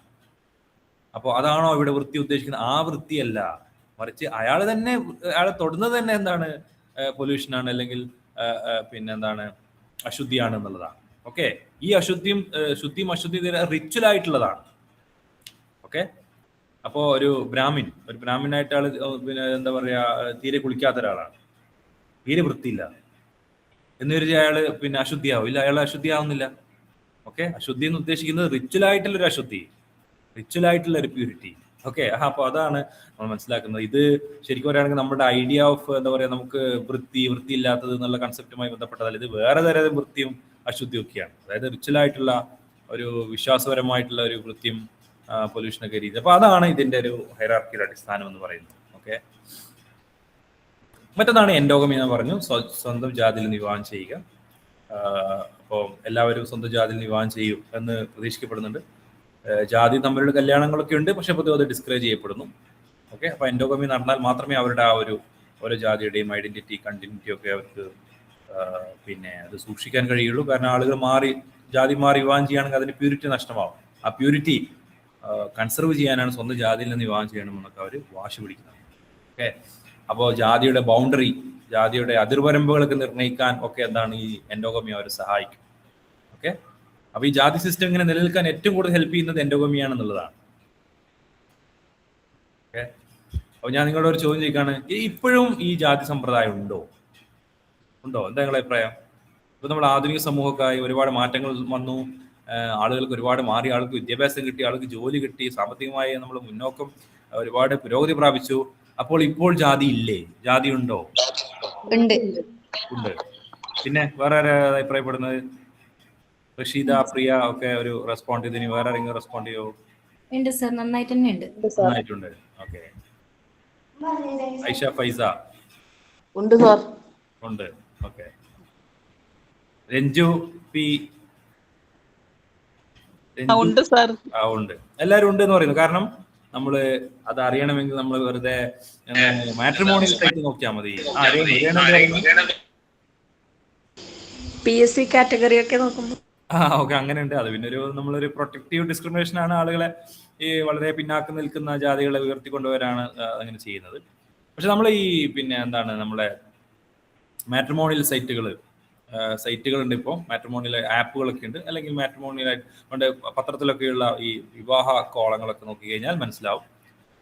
പിന്നെ എല്ലാ ജാതികളും മാക്സിമം അവരുടെ ജാതിയിൽ നിന്ന് തന്നെയാണ് വിവാഹം കഴിക്കാൻ ആഗ്രഹിക്കുന്നത്. പൊതുവെ അങ്ങനെയാണ്. അതല്ലാതെ വിവാഹങ്ങളും ഉണ്ട്. ഇപ്പോൾ കേരളത്തിലൊക്കെ വലിയ രീതിയിൽ ഇങ്ങനെ ഒരു ഇന്റർകാസ്റ്റ് ഇന്റർ റിലീജിയസ് മാരേജുകൾ നടക്കുന്നുണ്ട്. പക്ഷെ അത് വളരെ അപൂർവമാണ്. അധികവും നടക്കുന്നത് സ്വന്തം ജാതിയിൽ നിന്ന്. എന്റേത് ഇന്റർകാസ്റ്റ് മാരേജ് സാർ. യെസ്, എന്റേത് ഇന്റർകാസ്റ്റ് മാരേജ് ആണ്. ഗുഡ്. ഇന്റർകാസ്റ്റ് മാരേജ് ആണ്. ഓക്കെ, ജിഷ അനീഷ്. അപ്പൊ ഇന്റർകാസ്റ്റ് മാരേജുകൾ ഇപ്പൊ കേരളത്തിൽ നടന്നുകൊണ്ടിരിക്കുന്നുണ്ട്. അത് ഒരു പുരോഗമനാത്മകമായിട്ടുള്ള ഒരു, പക്ഷെ എങ്കിൽ പോലും പൊതുവെ ജനറലി അവരവരുടെ ജാതിയിൽ വിവാഹം ചെയ്യുന്നത്. അപ്പൊ എൻഡോഗമി എന്ന് പറയുന്ന അതിലൂടെയാണ് ഇപ്പോഴും ജാതി മെയിൻറ്റെയിൻ ചെയ്യപ്പെടുന്നത്. മറ്റു പല ജാതിക്ക് നമ്മൾ കാണുന്ന പല ക്യാരക്ടറിസ്റ്റുകൾ, ഫീച്ചേഴ്സിന് മാറ്റം സംഭവിക്കുന്നുണ്ടെങ്കിൽ പോലും എൻഡോഗമിക്ക് മാത്രം കാര്യമായിട്ടുള്ളൊരു മാറ്റം സംഭവിക്കാതെ ഇപ്പോഴും. കാരണം ആ ഒരു എൻഡോഗമിയിലൂടെയാണ് അവരുടെ ജാതിയുടെ എന്താണ് പിന്നെ ആ ഒരു പ്യൂരിറ്റി, അതിന്റെ ഐഡന്റിറ്റി സൂക്ഷിക്കാൻ പിന്നെ ഏറ്റവും ഹെൽപ്പ് ചെയ്യുന്നത് എൻഡോഗമിയാണ് എന്നാണ്. പിന്നെ ജാതിയുടെ മറ്റു പ്രത്യേകത ഹെറിഡിറ്ററി ഓക്കുപേഷൻ, കുലത്തൊഴിൽ ചെയ്യുക. ഈ പരമ്പരാഗതമായിട്ട് കൈമാറ്റം ചെയ്യപ്പെടുന്ന തൊഴിൽ മാത്രം ചെയ്യുക. അപ്പോൾ ഓരോ ജാതിക്ക് അവരുടേതായിട്ടുള്ള ചില കുലത്തൊഴിലുണ്ടാവും. അപ്പൊ അത് ഇങ്ങനെ അതിന്റെ കഴിവുകൾ, അതിന് വേണ്ട കാര്യങ്ങൾക്ക് അവരിങ്ങനെ പിന്നെ പരമ്പരാഗതമായിട്ട് കൈമാറ്റം ചെയ്യപ്പെടും. ഓക്കെ, അപ്പൊ ആ ഒരു പ്രൊഫഷൻ മാത്രമേ ചെയ്യുകയുള്ളൂ എന്നാണ് പ്രതീക്ഷിക്കപ്പെടുന്നത്. അതുകൊണ്ട് ആ ഒരു തൊഴിലില്ലാത്ത മറ്റു തൊഴിൽ ചെയ്യുന്നത് പൊതുവെ ആരും അങ്ങനെ എൻകറേജ് ചെയ്യപ്പെടുന്നില്ല. പ്രീസ്റ്റ്, അമ്പലത്തിലൊക്കെ പൂജാരിമാരായിട്ടും അല്ലെങ്കിൽ കർഷകർ അല്ലെങ്കിൽ ആർട്ടിസാൻസ്, ഇങ്ങനെ കൈപ്പണി തൊഴിലെടുക്കുന്നവർ, ട്രേഡേഴ്സ് ആയിട്ട്, വ്യൂവേഴ്സ്, അതുപോലെ തന്നെ പോട്ടേഴ്സ്, ഇങ്ങനെ ഈ പിന്നെ കലങ്ങളൊക്കെ ഉണ്ടാക്കുന്ന കുശവന്മാര്, കൊല്ലൻ, ബ്ലാക്ക് സ്മിത്തുകൾ, അങ്ങനെയുള്ള പല തരത്തിലുള്ള കുലത്തൊഴിലെടുക്കുന്നവരാണ്. അപ്പൊ ഇത് യഥാർത്ഥത്തിൽ നമ്മൾ ദുർക്കമൊക്കെ പറഞ്ഞ പോലെയുള്ള ഒരു ജോലി വിഭജനം ഉണ്ട്. പക്ഷെ ഇത് നിർബന്ധിത ജോലി വിഭജനമാണ്. നമുക്ക് ഇഷ്ടപ്പെട്ട തൊഴിലെടുക്കാനുള്ള സ്വാതന്ത്ര്യമില്ല. നിർബന്ധിത തൊഴിൽ വിഭജനം, ഡിവിഷൻ ഓഫ് ലേബർ ഉണ്ട്. പക്ഷെ ദുർക്കയും പറഞ്ഞ പോലെയുള്ള സ്പെഷ്യലൈസേഷനോ അങ്ങനെയുള്ള രീതിയിലല്ല. പക്ഷെ ഒരു തരത്തിലുള്ള ഒരു ഡിവിഷൻ ഓഫ് ലേബർ ഇവിടെ ഉണ്ട്. അപ്പൊ ജാതികൾ പരസ്പരം ഡിപ്പെൻഡ് ചെയ്യുന്നു അല്ലെ. ഇപ്പൊ നമ്മള് ഇതൊന്നും പോസിറ്റീവായ രീതിയിൽ കാണണ്ട, ഇതൊക്കെ പ്രശ്നം തന്നെയാണ് കേട്ടോ. ഒരു നെഗറ്റീവായ രീതിയിൽ തന്നെയാണ് ഞാൻ ഇതിനെ അവതരിപ്പിക്കുന്നത്. അപ്പൊ പൂജാരിക്ക് എന്താണ്, ആളുകൾക്ക് ഇങ്ങനെ മതപരമായിട്ടുള്ള കാര്യങ്ങൾ ചെയ്തു കൊടുക്കാൻ ആളുകൾ പൂജാരിയെ ഡിപ്പെൻഡ് ചെയ്യുന്നു. പക്ഷെ പൂജാരിയുടെ വീട്ടിൽ കലം അല്ലെങ്കിൽ കുടം ഒക്കെ വേണമെങ്കിൽ പോട്ടർ ഉണ്ടാക്കി കൊടുക്കണം. എന്തെങ്കിലും ആയുധങ്ങൾ വേണമെങ്കിൽ കൊല്ലപ്പണിക്കാരുണ്ടാക്കി കൊടുക്കണം. അങ്ങനെ പരസ്പരം ഡിപ്പെൻഡ് ചെയ്യുന്നു, പരസ്പരം ആശ്രയിക്കുന്നു. അങ്ങനത്തെ ഒരു രീതിയിലാണ്. പിന്നെ നാലാമത്തെ ഫീച്ചർ എന്ന് പറയുന്നത് restrictions on food and social relation. സാമൂഹിക ബന്ധങ്ങളിലും ഭക്ഷണ രീതിയിലും ഭക്ഷണത്തിലൊക്കെയുള്ള റെസ്ട്രിക്ഷൻസ്, ചില എന്താണ് റെസ്ട്രിക്ഷൻസ് എന്ന് പറഞ്ഞാല് ചില പ്രശ്നങ്ങൾ അല്ലെങ്കിൽ റെസ്ട്രിക്ട് ചെയ്യുക, നിയന്ത്രണങ്ങൾ. നിയന്ത്രണങ്ങൾ ഏർപ്പെടുത്തുന്നു. ഓക്കെ, ഭക്ഷണം സ്വന്തം ഒരുമിച്ച് ഭക്ഷണം കഴിക്കാൻ പാടില്ല. പ്രത്യേകിച്ച് ഈ ബ്രാഹ്മിൻസ് ഒക്കെ എല്ലാവരിൽ നിന്നും ഭക്ഷണം സ്വീകരിക്കാൻ പാടുള്ളതല്ല. എന്താണ് പാകം ചെയ്ത ഭക്ഷണം, പാകം ചെയ്യാത്ത ഭക്ഷണം ചില വിഭാഗത്തിൽ മാത്രം സ്വീകരിക്കാൻ പറ്റുകയുള്ളൂ. ഇങ്ങനത്തെ തരത്തിലുള്ള പല നിയന്ത്രണങ്ങളും ഭക്ഷണത്തിൽ നിലകൊള്ളുന്നു എന്നുള്ളതാണ്. ഓക്കെ, അപ്പൊ ഈ ഭക്ഷണം കഴിക്കുന്നതിലും അതുപോലെ തന്നെ ഭക്ഷണം വാങ്ങുന്നതിലും ഒക്കെയുള്ള നിയന്ത്രണങ്ങൾ നമ്മൾ കാണും. ഇപ്പൊ ചില ജാതികൾ, ഞാൻ നേരത്തെ പറഞ്ഞ പോലെ ഭക്ഷണം സ്വീകരിക്കാൻ നിയന്ത്രണങ്ങളുണ്ട്. അപ്പോൾ കോമൺസാലിറ്റി എന്താ? കോമൺസാലിറ്റി എന്ന് പറഞ്ഞാൽ ഭക്ഷണം ഒരുമിച്ച് കഴിക്കുക. കോമൺസാലിറ്റി, ഈറ്റിംഗ് ടുഗദർ, ഒരുമിച്ച് ഭക്ഷണം കഴിക്കുന്നതിനുള്ള നിയന്ത്രണങ്ങൾ അത് പല ജാതികളും അതിനെ റെഗുലേറ്റ് ചെയ്തിട്ടുണ്ടെന്നാണ് പറയുന്നത്. ഓക്കെ, അപ്പോൾ അത് ജാതി വളരെ ഇമ്പോർട്ടൻ്റ്. അതുകൊണ്ടാണ് ഇതിനെ പൊളിക്കാനാണ് നമ്മുടെ കേരളത്തിലടക്കമുള്ള പല സാമൂഹ്യ പരിഷ്കർത്താക്കളൊക്കെ എല്ലാ ജാതികളും ഒരുമിച്ചിരുന്ന് ഭക്ഷണം കഴിക്കുന്നതിനെ പ്രൊമോട്ട് ചെയ്യുകയും അങ്ങനെയുള്ള പിന്നെ അതിനെ അവർ വിളിച്ചത് സമപന്തി ഭോജനം എന്നുള്ള പിന്നെ വിപ്ലവങ്ങളൊക്കെ ഇവിടെ നടന്നിരുന്നു എന്നുള്ളതാണ്. ഒരേ പന്തിയിൽ ഇരിക്കുക, ഒരേ പന്തി. ഒരു പന്തി ഒരു ജാതിക്ക്, അടുത്ത പന്തി വേറെ ജാതി, അങ്ങനെയല്ലാതെ എല്ലാവരും ഒരു പന്തിയിൽ തന്നെ ഇരുന്ന് ഭക്ഷണം കഴിക്കുക. അതാണ് സമപന്തി ഭോജനം ഒക്കെ പ്രൊമോട്ട് ചെയ്തിട്ടുള്ള ഒരുപാട് സാമൂഹ്യ പരിഷ്കർത്താക്കൾ ഇവിടെ കഴിഞ്ഞിരുന്നു. ഓക്കെ, ഇനി അഞ്ചാമത്താണ് distinction in customs, dress and speech. നമ്മുടെ സംസാര രീതിയിലും ഭക്ഷണത്തിലും വസ്ത്രരീതിയിലും ഒക്കെയുള്ള മാറ്റങ്ങൾ. ഓക്കെ, ഇപ്പോൾ ഓരോ ജാതികളും ചില പിന്നെ എന്താ പറയുക, ചില വസ്ത്രം ധരിക്കരുത്, ചില വള ധരിക്കാൻ പാടില്ല, പിന്നെ സ്വർണം ധരിക്കാൻ പാടില്ല. അത് തന്നെ ധരിക്കണമെങ്കിൽ തന്നെ പ്രത്യേക രീതിയിൽ ധരിക്കണം, മാറുമറക്കാൻ പാടില്ല. ഇങ്ങനെയുള്ള എന്തൊക്കെ തരങ്ങളാണ്, എന്തൊക്കെ പ്രശ്നങ്ങളാണ്, നിയന്ത്രണങ്ങളാണ് ഇവിടെ ഉണ്ടായിരുന്നത്. ഓക്കെ, അവരെ സംസാരത്തിൽ തന്നെ പിന്നെ വ്യത്യാസങ്ങൾ ഉണ്ടാവും. അതുപോലെ തന്നെ അവരുടെ ഭാഷയിൽ വ്യത്യാസമുണ്ടാവും, അവരിടുന്ന പേരിന് വ്യത്യാസമുണ്ടാവും. ഓക്കെ, ഞാൻ മുമ്പൊരു പിന്നെ ഒരു സിനിമ കണ്ടിരുന്നു, ഒരു 921 എന്ന് പറയുന്ന സിനിമയിൽ ആ ഒരു ഇതുണ്ട്, ഒരു രംഗം കാണിക്കുന്നുണ്ട്. അതിൽ താഴ്ന്ന ജാതിയിൽപ്പെട്ട ഒരു കുടുംബം അവരുടെ കുടിയാളന്മാരായിട്ടുള്ള ഇങ്ങനെ ജന്മിമാരുടെ വീട്ടിലേക്ക് വരും. അത് ചോദിക്കുന്നുണ്ട്, നിനക്ക് കുട്ടി ഉണ്ടായില്ലേ, എന്താ കുട്ടിക്ക് എന്താ പേരിട്ടത്? അപ്പൊ ഒരു ലക്ഷ്മി. ലക്ഷ്മി എന്നുള്ള പേരൊന്നും പാടില്ല, ലക്ഷ്മി എന്നൊക്കെ ഉയർന്ന ജാതിക്കാർക്കുള്ള പേരാണ്, വേറെന്തെങ്കിലും പേരിടാൻ. ഓക്കെ, അപ്പൊ അങ്ങനെ അവരുപയോഗിക്കുന്ന പദങ്ങളിൽ പോലും, ഉപയോഗിക്കുന്ന പേരുകളിൽ പോലും, കുട്ടികൾക്ക് ഇടുന്ന പേരിൽ പോലുമുള്ള ജാതി വിവേചനം, ജാതി വ്യത്യാസങ്ങൾ. ഓക്കെ, ഡ്രസ്സിൽ. ഇതുമായി ബന്ധപ്പെട്ട എന്തെങ്കിലും സമരങ്ങൾ നിങ്ങൾക്ക് ആർക്കെങ്കിലും പറയാനോ കോൺട്രിബ്യൂട്ട് ചെയ്യാൻ പറ്റുമോ? നിങ്ങൾ ഏതെങ്കിലും PSC ഒക്കെ ചിലപ്പോൾ പഠിച്ചിട്ടുണ്ടാവും അല്ലേ? കേരളത്തിൽ നടന്നിട്ടുള്ള കല്ലുമാല സമരം ഒക്കെ ഇതിന്റെ ഭാഗമായി നമുക്ക് മനസ്സിലാക്കാവുന്ന കാര്യങ്ങളാണ്. ആർക്കെങ്കിലും ഇതുമായി ബന്ധപ്പെട്ട് പറയാൻ പറ്റുമോ? കേരളത്തിലുള്ള നടന്നിട്ടുള്ള സമരങ്ങളെ കുറിച്ച്.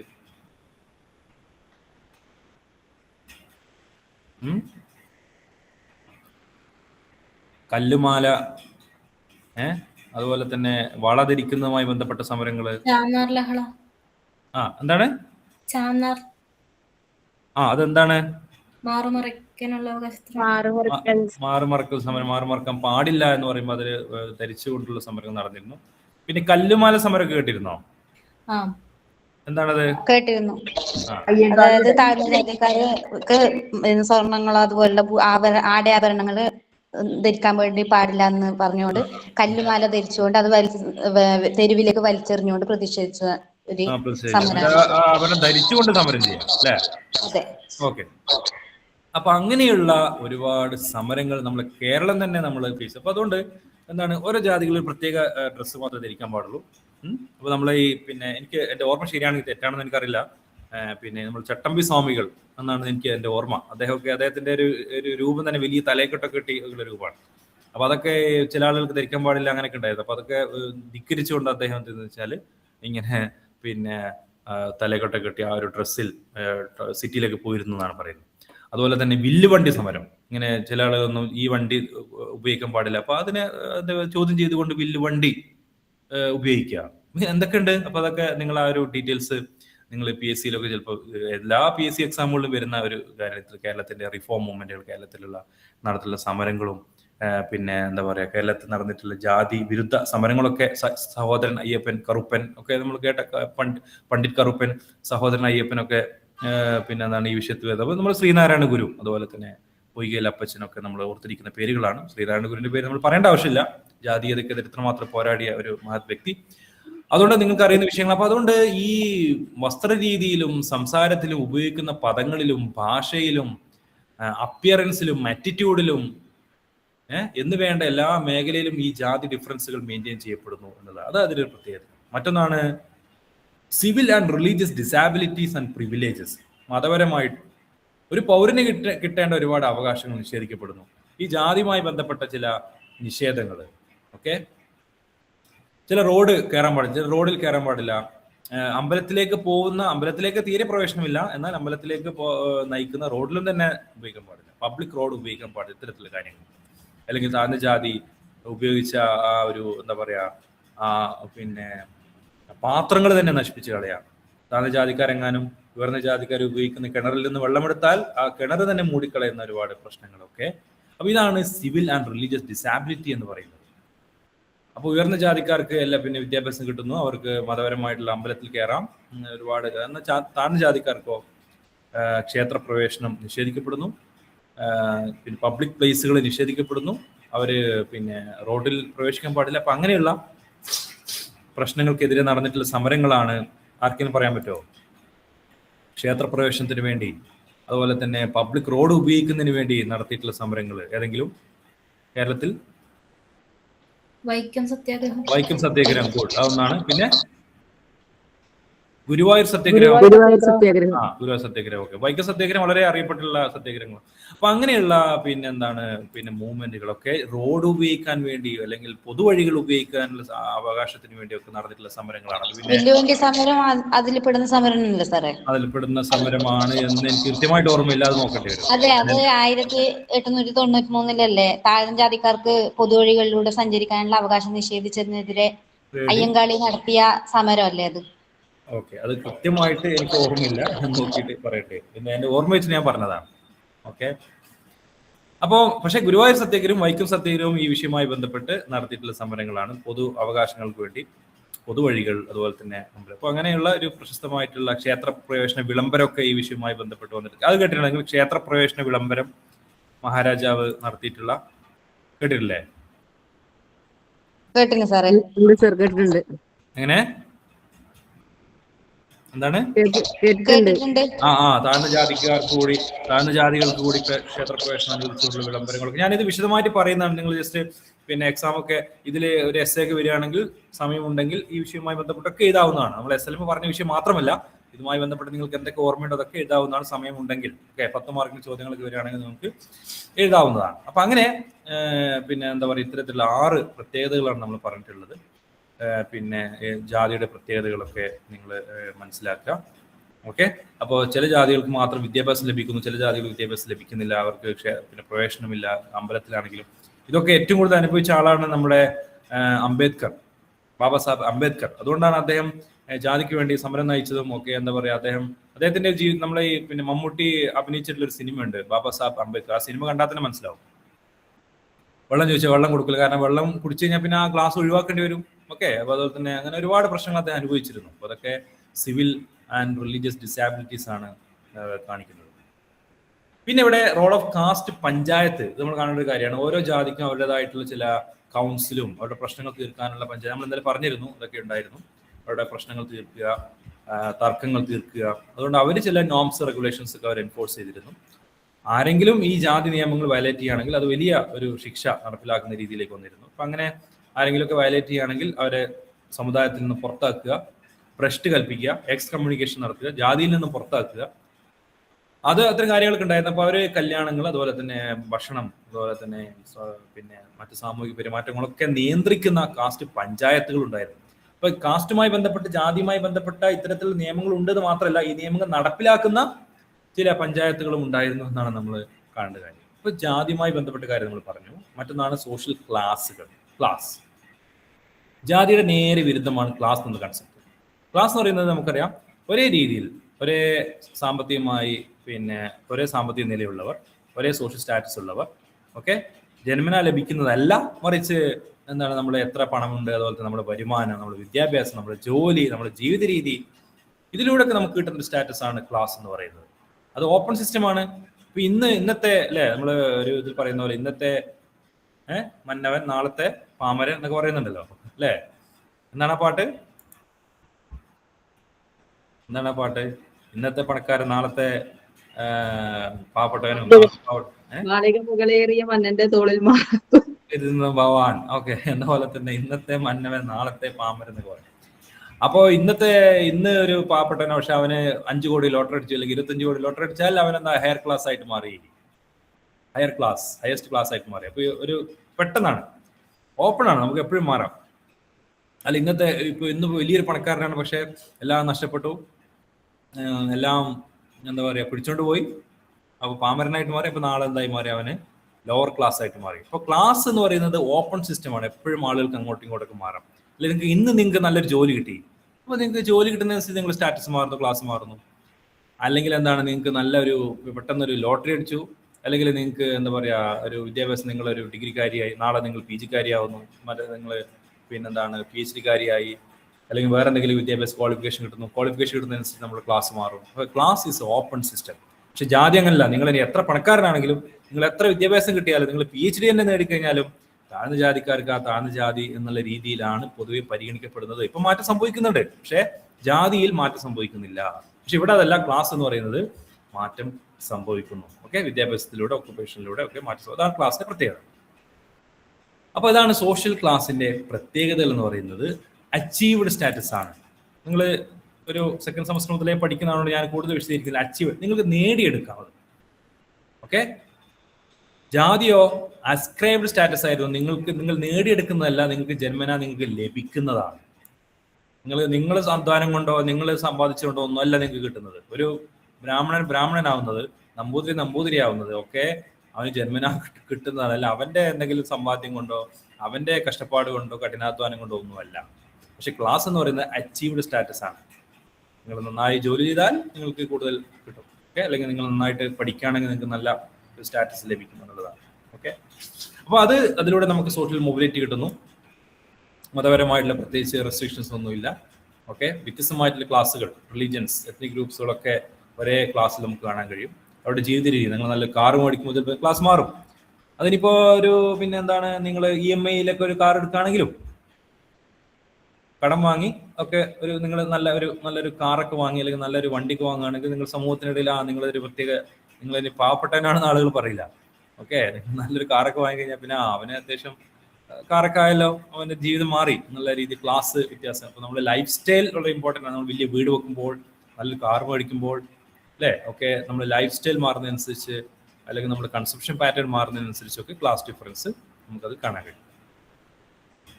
അപ്പൊ ഇന്ത്യയിലുള്ള ഈ ക്ലാസ് സ്ട്രക്ചറിനെ കുറിച്ച് പറയുകയാണെങ്കിൽ, ഇന്ത്യയിലേക്കുള്ള ക്ലാസ് സ്ട്രക്ചർ എന്ന് പറയുമ്പോൾ അതിൽ നമുക്കറിയാം ബ്രിട്ടീഷുകാരുടെ വരവോടുകൂടിയാണ് ഈ ക്ലാസ് സ്ട്രക്ചറിൽ വലിയ മാറ്റങ്ങൾ സംഭവിക്കുന്നത്. നമ്മുടെ ഈ നേരത്തെ പറഞ്ഞ ഒരു കാർഷിക ഘടനയിലും അതുപോലെ തന്നെ ഗ്രാമീണമായിട്ടുള്ള സാമൂഹിക ജീവിതത്തിലേക്ക് വലിയ ഇമ്പാക്റ്റ് ഉണ്ടാകുന്നത് ബ്രിട്ടീഷുകാരുടെ വരവോടുകൂടിയാണ് നമ്മൾ പറഞ്ഞത്. കാരണം അവരുടെ വരവിന് ശേഷമാണ് ഈ റവന്യൂ സിസ്റ്റം ആകെ മാറുന്നത്, നികുതി സമ്പ്രദായം ആകെപ്പാടെ മാറുന്നു. അവരുടെ പ്രധാനപ്പെട്ട ലാൻഡ് സെറ്റിൽമെന്റ് ആയിട്ടുള്ള പെർമനന്റ് സെറ്റിൽമെന്റ്, റൈറ്റ് വാരി സെറ്റിൽമെന്റ് ഒക്കെ നമ്മൾ പഠിക്കുന്നതാണ്. ആ ഒരു മഹൽ വാരി സെറ്റിൽമെന്റ്, ഇതൊക്കെ നികുതി സമ്പ്രദായത്തിൽ മാറ്റം വരുത്തിയിട്ടുള്ള അവരുടെ പ്രത്യേക നിയമങ്ങളാണ്. അതിലൂടെ എന്താണ്, ഭൂമി ഒരു പ്രൈവറ്റ് പ്രോപ്പർട്ടി ആയിട്ട് പരിഗണിക്കുക, അത് വിൽക്കാം വാങ്ങാം ആ രീതി. അതുപോലെ തന്നെ കൃഷി എന്താണ് കച്ചവടവൽക്കരിക്കുന്നു. ഒരുപാട് വിനിമയ രീതികൾ, പിന്നെ ട്രെയിൻ, അതുപോലെ തന്നെ ബസ്സുകൾ പോലെ ലോറി, ഇങ്ങനെയുള്ള ട്രാൻസ്പോർട്ട് സൗകര്യങ്ങൾ വരുന്നു. റെയിൽവേ വരുന്നു. മാർക്കറ്റ് എക്സ്പാൻഡ് ചെയ്യുന്നു. നമ്മുടെ വിപണി കൂടുതൽ എക്സ്പാൻഡ് ചെയ്യപ്പെടുന്നു. ഇങ്ങനെയൊക്കെ സംഭവിക്കും. സ്വാഭാവികമായിട്ട് അത് നമ്മുടെ ക്ലാസ് സ്ട്രക്ചറിലാണ് പ്രധാനമായ മാറ്റങ്ങൾ സംഭവിക്കുന്നത്. ഓക്കെ, അപ്പോൾ ഇതിന്റെ ഫലമായിട്ട് കൃഷി, നേരത്തെ ഒരു കാർഷിക മേഖല ആകെ ഒരു എന്താ പറയുക തകർന്നുപോയി. ഗ്രാമീണ മേഖലയിൽ ദാരിദ്ര്യം വർദ്ധിച്ചു. ഫുഡ് അവൈലബിലിറ്റി, ഭക്ഷണം എന്ന് പറയുന്നത് വളരെ കുറഞ്ഞു. കാരണം അവർ എന്താണ്, ഈ കുരുമുളകും കാപ്പിയും കൃഷി ചെയ്ത് കഴിഞ്ഞാൽ ആളുകൾക്ക് ഭക്ഷണം കഴിക്കാനുള്ള സാധനം അവിടെ കിട്ടുന്നില്ലല്ലോ. നാണ്യ രീതിയിലേക്ക്, ക്യാഷ് ക്രോപ്സിലേക്ക് മാറുമ്പോൾ സ്വാഭാവികമായിട്ടും ഫുഡ് അവൈലബിലിറ്റി, ഭക്ഷണത്തിന്റെ ലഭ്യത കുറയുന്നു. സാമ്പത്തികമായിട്ട് ഉള്ളവൻ കൂടുതൽ ഉണ്ടാക്കുക, ഇല്ലാത്തവനൊന്നുമില്ല. ആ രീതിയിൽ ഇക്കണോമിക് ഇൻഇക്വാലിറ്റി വർദ്ധിച്ചു. പുതിയ ക്ലാസ്സുകൾ വന്നു. അപ്പൊ ഇങ്ങനെ ഈ ഭൂമിയിൽ, അല്ലെങ്കിൽ ഈ നികുതി സമ്പ്രദായത്തിലും ഭൂമിയുമായി ബന്ധപ്പെട്ട വിഷയങ്ങളിലൊക്കെ ബ്രിട്ടീഷുകാർ ഇടപെടുകയും അതിൽ പുതിയ നിയമങ്ങൾ കൊണ്ടുവരികയും ചെയ്തപ്പോൾ സ്വാഭാവികമായിട്ടും പുതിയ ക്ലാസ് രൂപപ്പെടുന്നു. അതേപോലെ തന്നെ നമ്മൾ നോട്ടീസ് ചെയ്യേണ്ട ഒരു പുതിയ ക്ലാസ് ആണ് എന്ത് നമ്മൾ ഇനി പറയാൻ പോകുന്ന എഡ്യൂക്കേറ്റഡ് മിഡിൽ ക്ലാസ് എന്ന് പറയുന്ന ഒരു വിഭാഗം. അതായത് ബ്രിട്ടീഷുകാർ അവരെ സഹായിക്കാൻ വേണ്ടി, അവർക്ക് അനുകൂലമായി ചിന്തിക്കുന്ന ഒരു വിഭാഗത്തെ ഉണ്ടാക്കാൻ വേണ്ടിയിട്ട് എന്ത് ചെയ്തു, ബ്രിട്ടീഷ് വിദ്യാഭ്യാസം അല്ലെങ്കിൽ പാശ്ചാത്യ വിദ്യാഭ്യാസം കൊടുക്കുന്ന ഒരു വിഭാഗത്തെ ബ്രിട്ടീഷുകാർ വളർത്തിക്കൊണ്ടുവന്നു എന്നുള്ളതാണ്. ഓക്കെ, അപ്പൊ അവർക്ക് അവരുടെ കീഴിൽ പണിയെടുക്കുന്ന കുറച്ച് ആളുകൾ വേണം. അപ്പൊ അതുകൊണ്ട് അവർക്ക് ഇംഗ്ലീഷ് വിദ്യാഭ്യാസം കൊടുത്തു, വെസ്റ്റേൺ എഡ്യൂക്കേഷൻ കൊടുത്തു, സ്കൂളുകളും കോളേജുകളും യൂണിവേഴ്സിറ്റികളും സ്ഥാപിച്ചു. അപ്പൊ അങ്ങനെ പുതിയ പ്രൊഫഷണൽസുകൾ ഉണ്ടായിട്ട്, അധ്യാപകര്, ലോയേഴ്സ്, ക്ലർക്കുമാര്, അഡ്മിനിസ്ട്രേറ്റേഴ്സ്, ഡോക്ടേഴ്സ്, അങ്ങനെയുള്ള വിഭാഗങ്ങൾ സ്വാഭാവികമായിട്ട് അതൊരു പുതിയ ക്ലാസ് ആയിട്ട് മാറുകയാണ്. ഓക്കെ, അങ്ങനെയുള്ള ഒരു എഡ്യൂക്കേറ്റഡ് ആയിട്ടുള്ള ബ്രിട്ടീഷ് കാലഘട്ടത്തിൽ തന്നെ വിദ്യാഭ്യാസം നേടിയിട്ടുള്ള പാശ്ചാത്യ വിദ്യാഭ്യാസം കിട്ടിയിട്ടുള്ള ഒരു വിഭാഗം ഉണ്ടാവുന്നുണ്ട്. അത് നിങ്ങൾ നോട്ട് ചെയ്ത് വെക്കുക. അപ്പൊ നമ്മൾ ഇനി നേരത്തെ പറഞ്ഞ വിഷയം തന്നെയാണ്, ജസ്റ്റ് ഒന്ന് പെട്ടെന്ന് പറഞ്ഞു പോവാം. ഗ്രാമീണ മേഖലയിലെ പ്രധാനപ്പെട്ട ക്ലാസ്സുകൾ. അപ്പോൾ ക്ലാസ് സ്ട്രക്ചർ ഇൻ ഇന്ത്യ എന്ന് ചോദ്യം വന്നു കഴിഞ്ഞാൽ ഇതൊക്കെ എഴുതണം. ഇനി പിന്നെ പ്രധാനപ്പെട്ട റൂറൽ ക്ലാസ് ഏതാണെന്ന് ചോദിക്കുകയാണെങ്കിലോ ഇത് ഈ പറയുന്ന കാര്യങ്ങൾ മാത്രം എഴുതിയാൽ മതി. ഓക്കെ. ഇനി അർബൻ ക്ലാസ് അതും ചോദിക്കും. അപ്പോൾ ഞാൻ പിന്നീട് പറയാൻ പോകുന്ന കാര്യങ്ങളും എഴുതി വെക്കുക, പ്രത്യേകം മാറിപ്പോരുത്. ഈ ഗ്രാമീണ മേഖലയിലെ ക്ലാസ് എന്ന് ചോദിക്കുകയാണെങ്കിൽ അവിടെ ഒന്ന് ലാൻഡ് ലോഡ്സ് ആണ്, ഭൂവുടമകളാണ്, വലിയ ഭൂമി കൈവശം വെക്കുന്നവർ. ഈ പെസന്റ് പ്രോപ്പർട്ടീസ് ഉണ്ട്, അതായത് അവര് ഭൂമിയുണ്ട്, എന്നിട്ട് അവർ സ്വന്തം ഭൂമിയിൽ കൃഷി ചെയ്യുന്നു, അവരുടെ ഫാമിലിയാണ് കൃഷി ചെയ്യുന്നത്. ടെനൻസ് എന്ന് പറയുന്നത് മറ്റുള്ളവരുടെ കൃഷിയിൽ ഭൂമി നേരത്തെ പറഞ്ഞു, അവർ റെന്റ് അടക്കുന്നവരാണ്. പിന്നെ അഗ്രികൾച്ചർ ലേബേഴ്സ് എന്ന് പറഞ്ഞാൽ കാർഷിക തൊഴിലാളികളാണ്, അവർ കൂലിക്ക് വേണ്ടിയാണ് തൊഴിലെടുക്കുന്നത്. മറ്റൊന്ന് ആർട്ടിസാൻസ്, ഈ കരകൗശലവുമായി ബന്ധപ്പെട്ട ആളുകളാണ്. ബ്ലാക്ക് സ്മിത്ത്, കൊല്ലപ്പണിക്കാർ, കാർപ്പൻറ്റേഴ്സ്, പോട്ടേഴ്സ് ഒക്കെ പറയുന്ന ആളുകൾ. ഇനി പ്രധാനപ്പെട്ട അർബൻ ക്ലാസ് ഏതൊക്കെയാണ്? ഈ നഗരത്തിൽ നമ്മൾ കാണുന്ന വിഭാഗങ്ങൾ ഏതൊക്കെയാ? ഒന്ന് ക്യാപിറ്റലിസ്റ്റ് ക്ലാസ്, അതായത് വലിയ വലിയ വ്യവസായികള്, അതുപോലെ തന്നെ പണം ഇൻവെസ്റ്റ് ചെയ്യുന്ന വിഭാഗം. പിന്നെ പ്രത്യേകമായിട്ട് ഫാക്ടറിയൊക്കെ തുടങ്ങുന്നവര്, വ്യവസായശാലകളുള്ളവര്, അതുപോലെ തന്നെ നിക്ഷേപം നടത്തുന്നവര്, അത്തരത്തിലുള്ള ആളുകളാണ് ക്യാപിറ്റലിസ്റ്റ് ക്ലാസ് എന്ന് പറയുന്നത്. വ്യവസായികളും അതുപോലെ തന്നെ ബിസിനസ് ഓണേഴ്സ്. അവരുടെ കയ്യിലേക്ക് കൂടുതൽ പണമുള്ള ബിസിനസ് എന്റർപ്രൈസ് കൺട്രോൾ ചെയ്യുന്നവരാണ്, അവര് നിക്ഷേപം നടത്തുന്നവരാണ്. മറ്റൊന്നാണ് കോർപ്പറേറ്റ് സെക്ടർ, അതായത് ഇവരുടേതല്ല വ്യവസായശാല, ഇവരുടേതല്ല ഫാക്ടറി, പക്ഷെ അവർ അതിൽ മാനേജർമാരായിട്ടും എക്സിക്യൂട്ടീവുകളായിട്ട് വർക്ക് ചെയ്യുന്നു. അവരാണ് ശരിക്കും ഇതിനെ നിയന്ത്രിക്കുന്നത്. അങ്ങനെയുള്ള വിഭാഗം കോർപ്പറേറ്റ് സെക്ടർ. 3 പ്രൊഫഷണൽ ക്ലാസ്, നമ്മൾ നേരത്തെ പറഞ്ഞ ഡോക്ടർമാർ, എഞ്ചിനീയർമാർ, ലോയേഴ്സ്, ടീച്ചേഴ്സ്, അഡ്മിനിസ്ട്രേറ്റേഴ്സ് ഒക്കെ. അവരുടെ സ്കില്ല് അതുപോലെ തന്നെ വിദ്യാഭ്യാസം ഇതിലാണ് അവർ ഡിപ്പെൻഡ് ചെയ്യുന്നത്. 4ാമത്തെ പെറ്റി ട്രേഡേഴ്സ് ആൻഡ് ഷോപ്പ്, ചെറുകിട കച്ചവടക്കാര്, ചെറുകിട ഷോപ്പ് കീപ്പേഴ്സ് ഒക്കെ. ചെറിയൊരു കട, ഒരു പെട്ടിക്കട ഉണ്ട്, അല്ലെങ്കിൽ ഒരു 2 ചെറിയ പിന്നെ കച്ചവട സ്ഥാപനങ്ങളൊക്കെ, ചെറുകിട പിന്നെ കച്ചവടക്കാരാണ് അവർ. ഒരു പ്രധാനപ്പെട്ട മിഡിൽ ക്ലാസ് ആണ്. പിന്നെ 5ാമത് വർക്കിംഗ് ക്ലാസ്, തൊഴിലാളികൾ. ഓക്കെ. ഈ ഫാക്ടറിയിലൊക്കെ തൊഴിലെടുക്കുന്ന, കൂലിക്ക് വേണ്ടി തൊഴിലെടുക്കുന്ന ആളുകൾ ഫാക്ടറിയിലൊക്കെ ഓക്കെ, അവരാണ്. പിന്നെ റോൾ ഓഫ് മണി ലെൻഡേഴ്സ്, നമുക്കറിയാം റൂറൽ സൊസൈറ്റി ഞാൻ നേരത്തെ പറഞ്ഞു, ഈ പണമിടപാടുകാർക്ക് വലിയ റോളാണ്. അവരാണ് ശരിക്കും ഈ കൃഷി കച്ചവടവൽക്കരിക്കുന്ന പ്രധാനപ്പെട്ട പങ്ക് വഹിക്കുന്നത്. അവരിങ്ങനെ കടം കൊടുക്കും. അവർ പവർഫുൾ ആയിട്ട് ഒരു ഗ്രൂപ്പാണ്. കർഷകർ അവരിൽ നിന്നാണ് എന്ത് ചെയ്യുന്നത്? കടം വാങ്ങുന്നത്. എന്നിട്ട് എന്താ വെച്ചാൽ ഇതിൽ നിന്നും കൃഷി നടത്തിയിട്ട് ഇതിൽ നിന്നും അവർ തിരിച്ചടക്കും, അവർ ചെയ്യും. പക്ഷേ ഇതിനെന്താ വെച്ചാൽ അവർ ഈടായിട്ട് ഭൂമിയാണ് അവർ എന്ത് ചെയ്യുന്നത്? ഈട് വാങ്ങുക. ഇപ്പൊ എന്റെ കയ്യിൽ നിന്ന് ഒരാൾ കടം വാങ്ങുകയാണെങ്കിൽ അതിന് പകരമായിട്ട് ഭൂമി അവരെന്ത് ചെയ്യും? ഈടായിട്ട് വെച്ചിട്ട് ഈ തിരിച്ചടക്കം കഴിയാതെ വരുമ്പോൾ ആ ഭൂമി എന്ത് ചെയ്യും? ഈ പിന്നെ കടം കൊടുത്തവർ കൈക്കലാക്കുന്ന അവസ്ഥ. അങ്ങനെ കർഷകർക്ക് ഒരുപാട് ഭൂമി നഷ്ടമായി എന്നുള്ളതാണ്. ഓക്കെ. അപ്പൊ അങ്ങനെ ഈ കടം കൊടുക്കുന്ന ആളുകൾ ഭൂമി വ്യാപകമായി കൈവശപ്പെടുത്തുകയും അവർ പിന്നെ വലിയ ഒരു പവർഫുൾ ആയിട്ടുള്ള ഒരു വിഭാഗമായിട്ട് ഇന്ത്യയിൽ മാറുകയും ചെയ്യും. ഓക്കെ. ഇനി കാസ്റ്റും ക്ലാസ്സും നമ്മൾ വ്യത്യാസം ഇനി പറയേണ്ട ആവശ്യമില്ല, നമുക്ക് ജസ്റ്റ് പറഞ്ഞു പോകുന്നത്. ഇതുവരെ നമ്മൾ അതിനെ ഡിസ്കസ് ചെയ്തുകൊണ്ടിരുന്നത്. കാസ്റ്റ് എന്ന് പറഞ്ഞാൽ എന്താ? ജന്മന കിട്ടുന്നതാണ്, ക്ലോസ്ഡ് ആണ്, ഒരിക്കലും മാറാൻ കഴിയില്ല. പരമ്പരാഗതമായി കിട്ടുന്ന മെമ്പർഷിപ്പാണ്. എൻഡോഗമി ഉണ്ട്. അതുപോലെ തന്നെ അതിൽ നിന്ന് മാറി വേറെ ജോലി ചെയ്യാന്ന് പറയുന്ന സാധ്യത വളരെ കുറവാണ്. മതം അല്ലെ, ഹിന്ദു മതത്തിലാണല്ലോ പൊതുവെ ജാതി ഉള്ളത്. ഹിന്ദു മതമാണ് അതിനെ എന്ത് ചെയ്യുന്നത്? അതിനെ ന്യായീകരിക്കുന്നത്, അതിനെ വാലിഡേറ്റ് ചെയ്യുന്നത്. അതിൽ നിന്നുമുള്ള ഒരു മോചനം അല്ലെങ്കിൽ അതിൽ നിന്നൊരു പുരോഗതി എന്ന് പറയുന്നത് വളരെ ലിമിറ്റഡ് ആണ്, റിജിഡ് ആണ്, ട്രഡീഷണൽ ആണ്, റിച്വൽ പ്യൂരിറ്റി പൊല്യൂഷൻ ഉണ്ട്. ഇനി ക്ലാസ് ആണെങ്കിലോ നമ്മളുടെ അച്ചീവ്മെന്റ് ആണ്, നമുക്ക് സമ്പാദിച്ച് ഉണ്ടാക്കാവുന്ന ഒരു സ്റ്റാറ്റസ് ആണ് ക്ലാസ് എന്ന് പറയുന്നത്. സാമ്പത്തികമായിട്ടുള്ള ഓപ്പൺ സിസ്റ്റമാണ്. അതിലുള്ള മെമ്പർഷിപ്പ് മാറാം, ഇന്നുള്ളത് നാളെ വേറെ ആവാം. കല്യാണവുമായി ബന്ധപ്പെട്ട ഒരു റെസ്ട്രിക്ഷനും ഇല്ല. നിങ്ങൾക്ക് ഇഷ്ടമുള്ള ജോലി ചെയ്യാം. അതുപോലെ തന്നെ മതപരമായിട്ടുള്ള ഒരു ബന്ധം ഇതിനില്ല. മൊബിലിറ്റി, പുരോഗതി അത് എല്ലാവർക്കും ഉണ്ടാവും. ഡൈനാമിക് ആണ്, ഫ്ലെക്സിബിൾ ആണ്. നിങ്ങൾക്ക് എപ്പോഴും ക്ലാസ് അങ്ങോട്ടും ഇങ്ങോട്ടൊക്കെ മാറാം. നിങ്ങൾ സമ്പാദ്യം, എഡ്യൂക്കേഷൻ, വിദ്യാഭ്യാസം അതുമായി ബന്ധപ്പെട്ടതാണ്. പിന്നെ പ്രത്യേകം മനസ്സിലാക്കുക, ഇന്ത്യയിൽ പക്ഷേ ഈ ജാതിയും ക്ലാസും പരസ്പരം ബന്ധപ്പെട്ട് കിടക്കുന്നു എന്നുള്ളതാണ്. ഓക്കെ. ഇന്ത്യയിൽ കാസ്റ്റും ക്ലാസും പരസ്പരം ഓവർലാപ്പ് ചെയ്യുന്നുണ്ട്. കാരണം വെച്ചാൽ ചിലപ്പോൾ ഉയർന്ന ജാതിക്കാരെങ്കിൽ ഇഷ്ടംപോലെ പണം ഉണ്ടാവും. അപ്പോൾ ഉയർന്ന ജാതിക്കാരൻ ഉയർന്ന അപ്പർ കാസ്റ്റ് അപ്പർ ക്ലാസ്സുമായി മാറുന്നു. എപ്പോഴും നമുക്കറിയാം താഴ്ന്ന ജാതിക്കാരാണ് എപ്പോഴും ലോവർ ക്ലാസ്സും ആവുന്നത്. അപ്പോൾ ലോവർ കാസ്റ്റ് ലോവർ ക്ലാസ്സും ആവുന്നു. കാരണം ഉയർന്ന ജാതിക്കാരുടെ കയ്യിലാണ് ഭൂമി ഉള്ളത്, അതുകൊണ്ട് തന്നെ അവരുടെ കയ്യിൽ പൈസ ഉണ്ടാവും. അപ്പൊ ഇന്ത്യയിൽ ഈ കാസ്റ്റും ക്ലാസും പരസ്പരം ഓവർലാപ്പിംഗ് ആണ്. ഓക്കെ. കാരണം കുലത്തൊഴിൽ ചെയ്യുമ്പോൾ തൊഴിൽ ചെയ്യുന്നവർ ഒരു ക്ലാസ് ആണല്ലോ, ആ ക്ലാസ് തന്നെ ഒരു കാസ്റ്റുമായിട്ട് മാറുന്നു. ഓക്കെ. കുലത്തൊഴിൽ ചെയ്യുന്നവർ അവരുടെ ജാതിയുടെ തൊഴിലാണ് ചെയ്യുന്നത്. അങ്ങനെ തൊഴിൽ ചെയ്യുമ്പോൾ എന്താണ്, അവർ ജാതിയുമാണ് ക്ലാസ്സുമാണ് എന്ന രീതിയിൽ നമുക്ക് കാണേണ്ടി വരും. ഓക്കെ, അപ്പോൾ ലോവർ ക്ലാസ് പൊതുവെ എപ്പോഴും സാമ്പത്തികമായി പിന്നാക്കം നിൽക്കുന്നവരായിരിക്കും. അപ്പോൾ അതുകൊണ്ട് ഈ ജാതികൾ തമ്മിൽ സംഘടന എന്ന് പറയുന്നത് ഇത്തരത്തിലുള്ള ഒരു സാമ്പത്തികമായിട്ടുള്ള ഒരു കാര്യം കൂടി അവിടെ നമ്മൾ കണ്ടേക്കാം. ഓക്കെ, മാത്രമല്ല ഈ ജാതി സംഘടനകളൊക്കെ എന്താണ്, അവര് പിന്നെ ജാതി സംഘടനകൾ അവരുടെ സാമ്പത്തിക താല്പര്യങ്ങൾക്ക് വേണ്ടി നിലകൊള്ളുന്നു. അപ്പോൾ അവിടെ ശരിക്കും പറയുകയാണെങ്കിൽ ജാതി എന്ന് പറയുന്നത് ഒരു ക്ലാസ് എന്നുള്ള ഒരു ആസ്പെക്ട് കൂടി നമുക്ക് ഇന്ത്യയിൽ കാണേണ്ടി വരും. ഓക്കെ, ജാതി സംഘടനകൾ എന്താണ്, അവരുടെ ജോലിക്ക് വേണ്ടി, അവരുടെ സാമ്പത്തികമായ ഉന്നമനത്തിന് വേണ്ടി, അവരുടെ ജാതിക്കാരെ ആളുകൾക്ക് കൂടുതൽ ജോലി വേണം, അവർക്ക് വിദ്യാഭ്യാസ അവസരങ്ങൾ വേണം എന്ന് പറഞ്ഞുകൊണ്ടൊക്കെ അവർ പ്രഷർ ചെയ്യുന്നു. അതുകൊണ്ട് ചില ജാതികൾ, കാസ്റ്റ് എന്ന് പറയുന്നത് ക്ലാസ് ഇൻട്രസ്റ്റ് കൂടി അതിൽ നമുക്ക് കാണേണ്ടി വരുമെന്നാണ് പറയുന്നത്. പിന്നെ പെസൻട്രി നമ്മൾ നേരത്തെ പറഞ്ഞതിനാണ് കൂടുതൽ പറയേണ്ട ആവശ്യമില്ല, ഞാൻ ഇനി റിപ്പീറ്റ് ചെയ്യുന്നില്ല. അത് നിങ്ങൾ SLM പറയുന്നതുകൊണ്ടാണ് ഇവിടെ പറഞ്ഞിരിക്കുന്നത്. കൃഷി അടിസ്ഥാനത്തിൽ ജീവിക്കുന്നവരാണ്, അവർക്ക് അവരുടെ ഫുഡിന് വേണ്ടിയാണ് കൃഷി ചെയ്യുന്നത്. ഓക്കെ, അവർ അവരുടെ ആവശ്യങ്ങൾക്ക് വേണ്ടി കൃഷി ചെയ്യുന്നു. ടാക്സും റെന്റും ഒക്കെ അതിൽ അവർ കണ്ടെത്തുകയാണ്. പിന്നെ ഓക്കെ, ഇർഫാൻ ഹബീബ് എന്ന് പറയുന്ന ഒരു ഹിസ്റ്റോറിയൻ കൊടുക്കുന്ന ഡെഫിനിഷൻ പെസൻട്രിക്ക്, പെസന്റ് എന്ന് പറയുന്ന ഒരു വ്യക്തിയാണ്. അദ്ദേഹം തൻ്റെ ലാൻഡ് കൃഷി ചെയ്യുന്നു. എന്നിട്ട് അത് കൃഷി ചെയ്യുന്ന തൊഴിലാളികളായിട്ട് അയാളുടെ തന്നെ കുടുംബക്കാർ തന്നെയാണ് അതിൽ പങ്കെടുക്കുന്നത്. കുടുംബം ഓൺ ചെയ്യുന്ന ഒരു ഭൂമിയാണ്, അതിൽ കുടുംബക്കാർ കൃഷി ചെയ്യുന്നു. അത്തരത്തിലുള്ള ഒരു വിഭാഗമാണ് പെസൻട്രി എന്ന് പറയുന്നത്. ഓക്കെ, റോബർട്ട് റെഡ്ഫീൽഡിന്റെ വ്യൂ നമ്മൾ നേരത്തെ പറഞ്ഞതാണ്. എറിക് വോൾഫിന്റെ അഭിപ്രായം നമ്മൾ നേരത്തെ പറഞ്ഞതാണ്.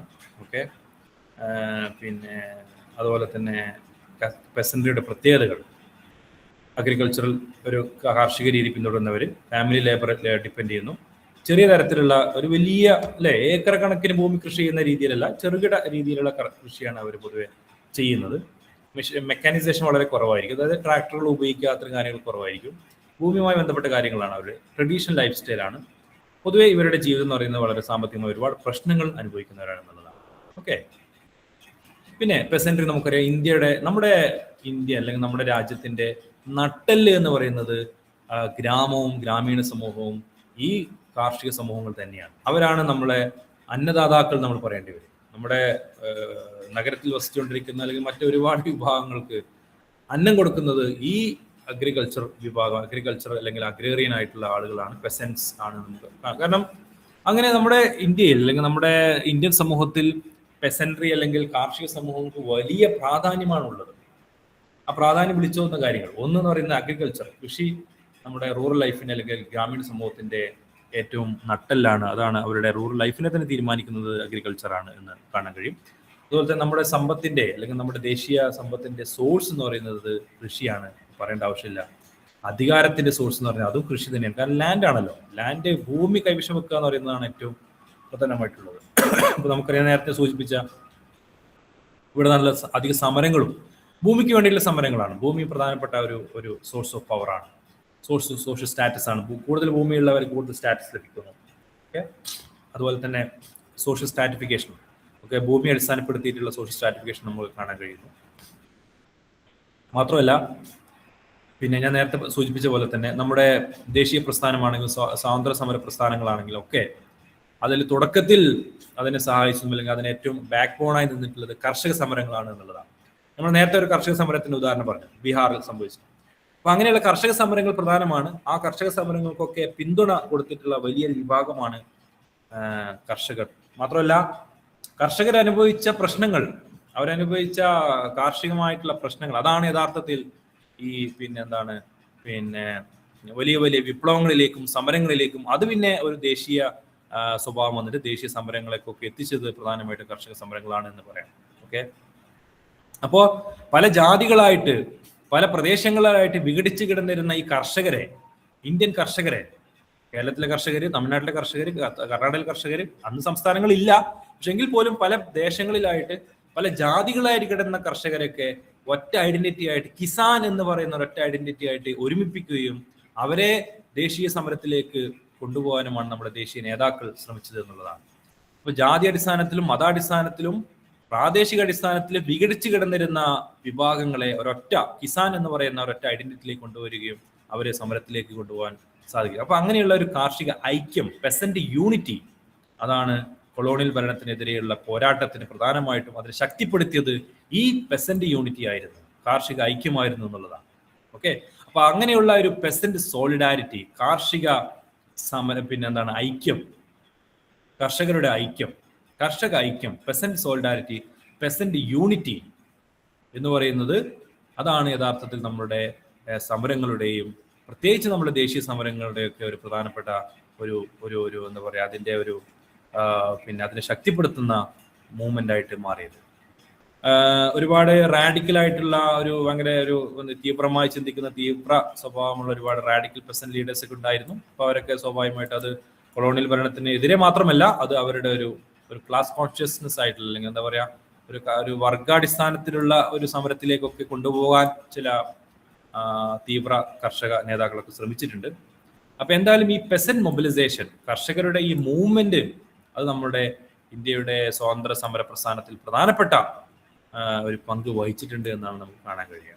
ഓക്കെ, പിന്നെ എന്താണ് ഇപ്പോഴും അത് വളരെ ഇമ്പോർട്ടൻ്റ് ആണ്. പക്ഷെ ഇപ്പോൾ എന്താ പറയാ നിരാശാജനകം അല്ലെങ്കിൽ എന്താ പറയുക വളരെ പിന്നെ അൺഫോർച്ചുനേറ്റ്ലി കർഷകര് അവരുടെ ആവശ്യങ്ങൾക്ക് വേണ്ടി സമരം നടത്തുന്നുണ്ടെങ്കിൽ പോലും അത് നല്ലൊരു ശക്തമായ ഒരു സമരമായിട്ട് വരികയും അല്ലെ. ഇപ്പോൾ കൊളോണിയൽ ബ്രിട്ടീഷുകാർ എങ്ങനെയാണ് കർഷകരെ ചൂഷണം ചെയ്യുന്നത്, അങ്ങനെ അത്തരത്തിലല്ലെങ്കിൽ പോലും പല രീതിയിൽ ഇപ്പോഴും ചൂഷണങ്ങൾ നടക്കുന്നുണ്ട്. ഇപ്പോഴും ഓരോ പ്രാദേശിക സർക്കാരുകളാണെങ്കിലും അതുപോലെ തന്നെ നമ്മളെ കേന്ദ്ര ഗവൺമെന്റ് ആണെങ്കിലും ഒക്കെ പല രീതിയിലുള്ള കേന്ദ്ര ഗവൺമെന്റിന്റെയും സംസ്ഥാന ഗവൺമെന്റുകളുടെയും ഒക്കെ നയങ്ങൾ പല രീതിയിൽ നമ്മുടെ സാധാരണക്കാരായിട്ടുള്ള കർഷകരെ ഇപ്പോഴും ബാധിച്ചുകൊണ്ടിരിക്കുന്നുണ്ട്. പക്ഷെ അതൊക്കെ വലിയൊരു മൂവ്മെന്റ് ആയിട്ട് വരാനും അല്ലെങ്കിൽ അതിനെതിരെ ചോദ്യം ചെയ്യാനും കർഷകർക്ക് സഹായിക്കുന്ന രൂപത്തിൽ അതിനെ മാറ്റിയെടുക്കാനും തരത്തിലുള്ള ഒരു കാർഷിക ഐക്യം ഇപ്പോൾ നമ്മൾ കാണുന്നില്ല എന്നുള്ളത് നമ്മൾ ഒരു എന്താ പറയാ സോഷ്യോളജിസ്റ്റുകൾ എന്ന നിലയിൽ ഓർത്തിരിക്കേണ്ട ഒരു കാര്യമാണ്. അൺഫോർച്ചുനേറ്റ്ലി അത്തരത്തിലുള്ള ഒരു ഐക്യം, ഒരു പെസൻറ്റ് അല്ലെങ്കിൽ അഗ്രേറിയൻ സോളിഡാരിറ്റി, ഒരു അഗ്രേറിയൻ ആയിട്ടുള്ള ഒരു മൊബിലൈസേഷൻ നമ്മൾ പ്രത്യേകം കാണുന്നില്ല. നമ്മൾ സോഷ്യോളജിസ്റ്റ് എന്ന നിലയിൽ നമ്മൾ അതിനെ ഒബ്സർവ് ചെയ്യുകയും അതിനെ വാച്ച് ചെയ്യുകയും ചെയ്യും. പക്ഷെ എങ്കിൽ പോലും പ്രതീക്ഷ നൽകുന്ന ചില സമരങ്ങളൊക്കെ 2020-കളിലും 2021-ിലൊക്കെ നടന്നിട്ടുണ്ട് ഡൽഹിയിലൊക്കെ. കാരണം കർഷകരുമായി ബന്ധപ്പെട്ട ചില പുതിയ നയവ്യത്യാസങ്ങൾ, പിന്നെ നയപരമായിട്ടുള്ള ഒരു കാർഷിക അഗ്രേറിയൻ പുതിയ പോളിസി ഗവൺമെന്റ് കൊണ്ടുവരുമ്പോൾ അതിനോടുള്ള വിയോജിപ്പ് രേഖപ്പെടുത്താൻ കർഷകർ സമരം നടത്തിയിരുന്നു. അങ്ങനെ സമരങ്ങളൊക്കെ ഉണ്ട്. പക്ഷെ എങ്കിൽ പോലും രാജ്യവ്യാപകമായിട്ട് അത്തരത്തിലുള്ള ഒരു കാർഷിക ഐക്യം രൂപപ്പെടുന്നത് നമ്മൾ കാണുന്നില്ല. അത് ഇതുമായി ബന്ധപ്പെട്ട് ഞാൻ പറഞ്ഞതെന്ന് മാത്രം. ഓക്കെ, അപ്പൊ ഇതൊക്കെയാണ് രണ്ടാമത്തെ യൂണിറ്റിൽ നമ്മൾ ഡിസ്കസ് ചെയ്യുന്നത്. ഞാനിവിടെ റെക്കോർഡിംഗ് സ്റ്റോപ്പ് ചെയ്യാം.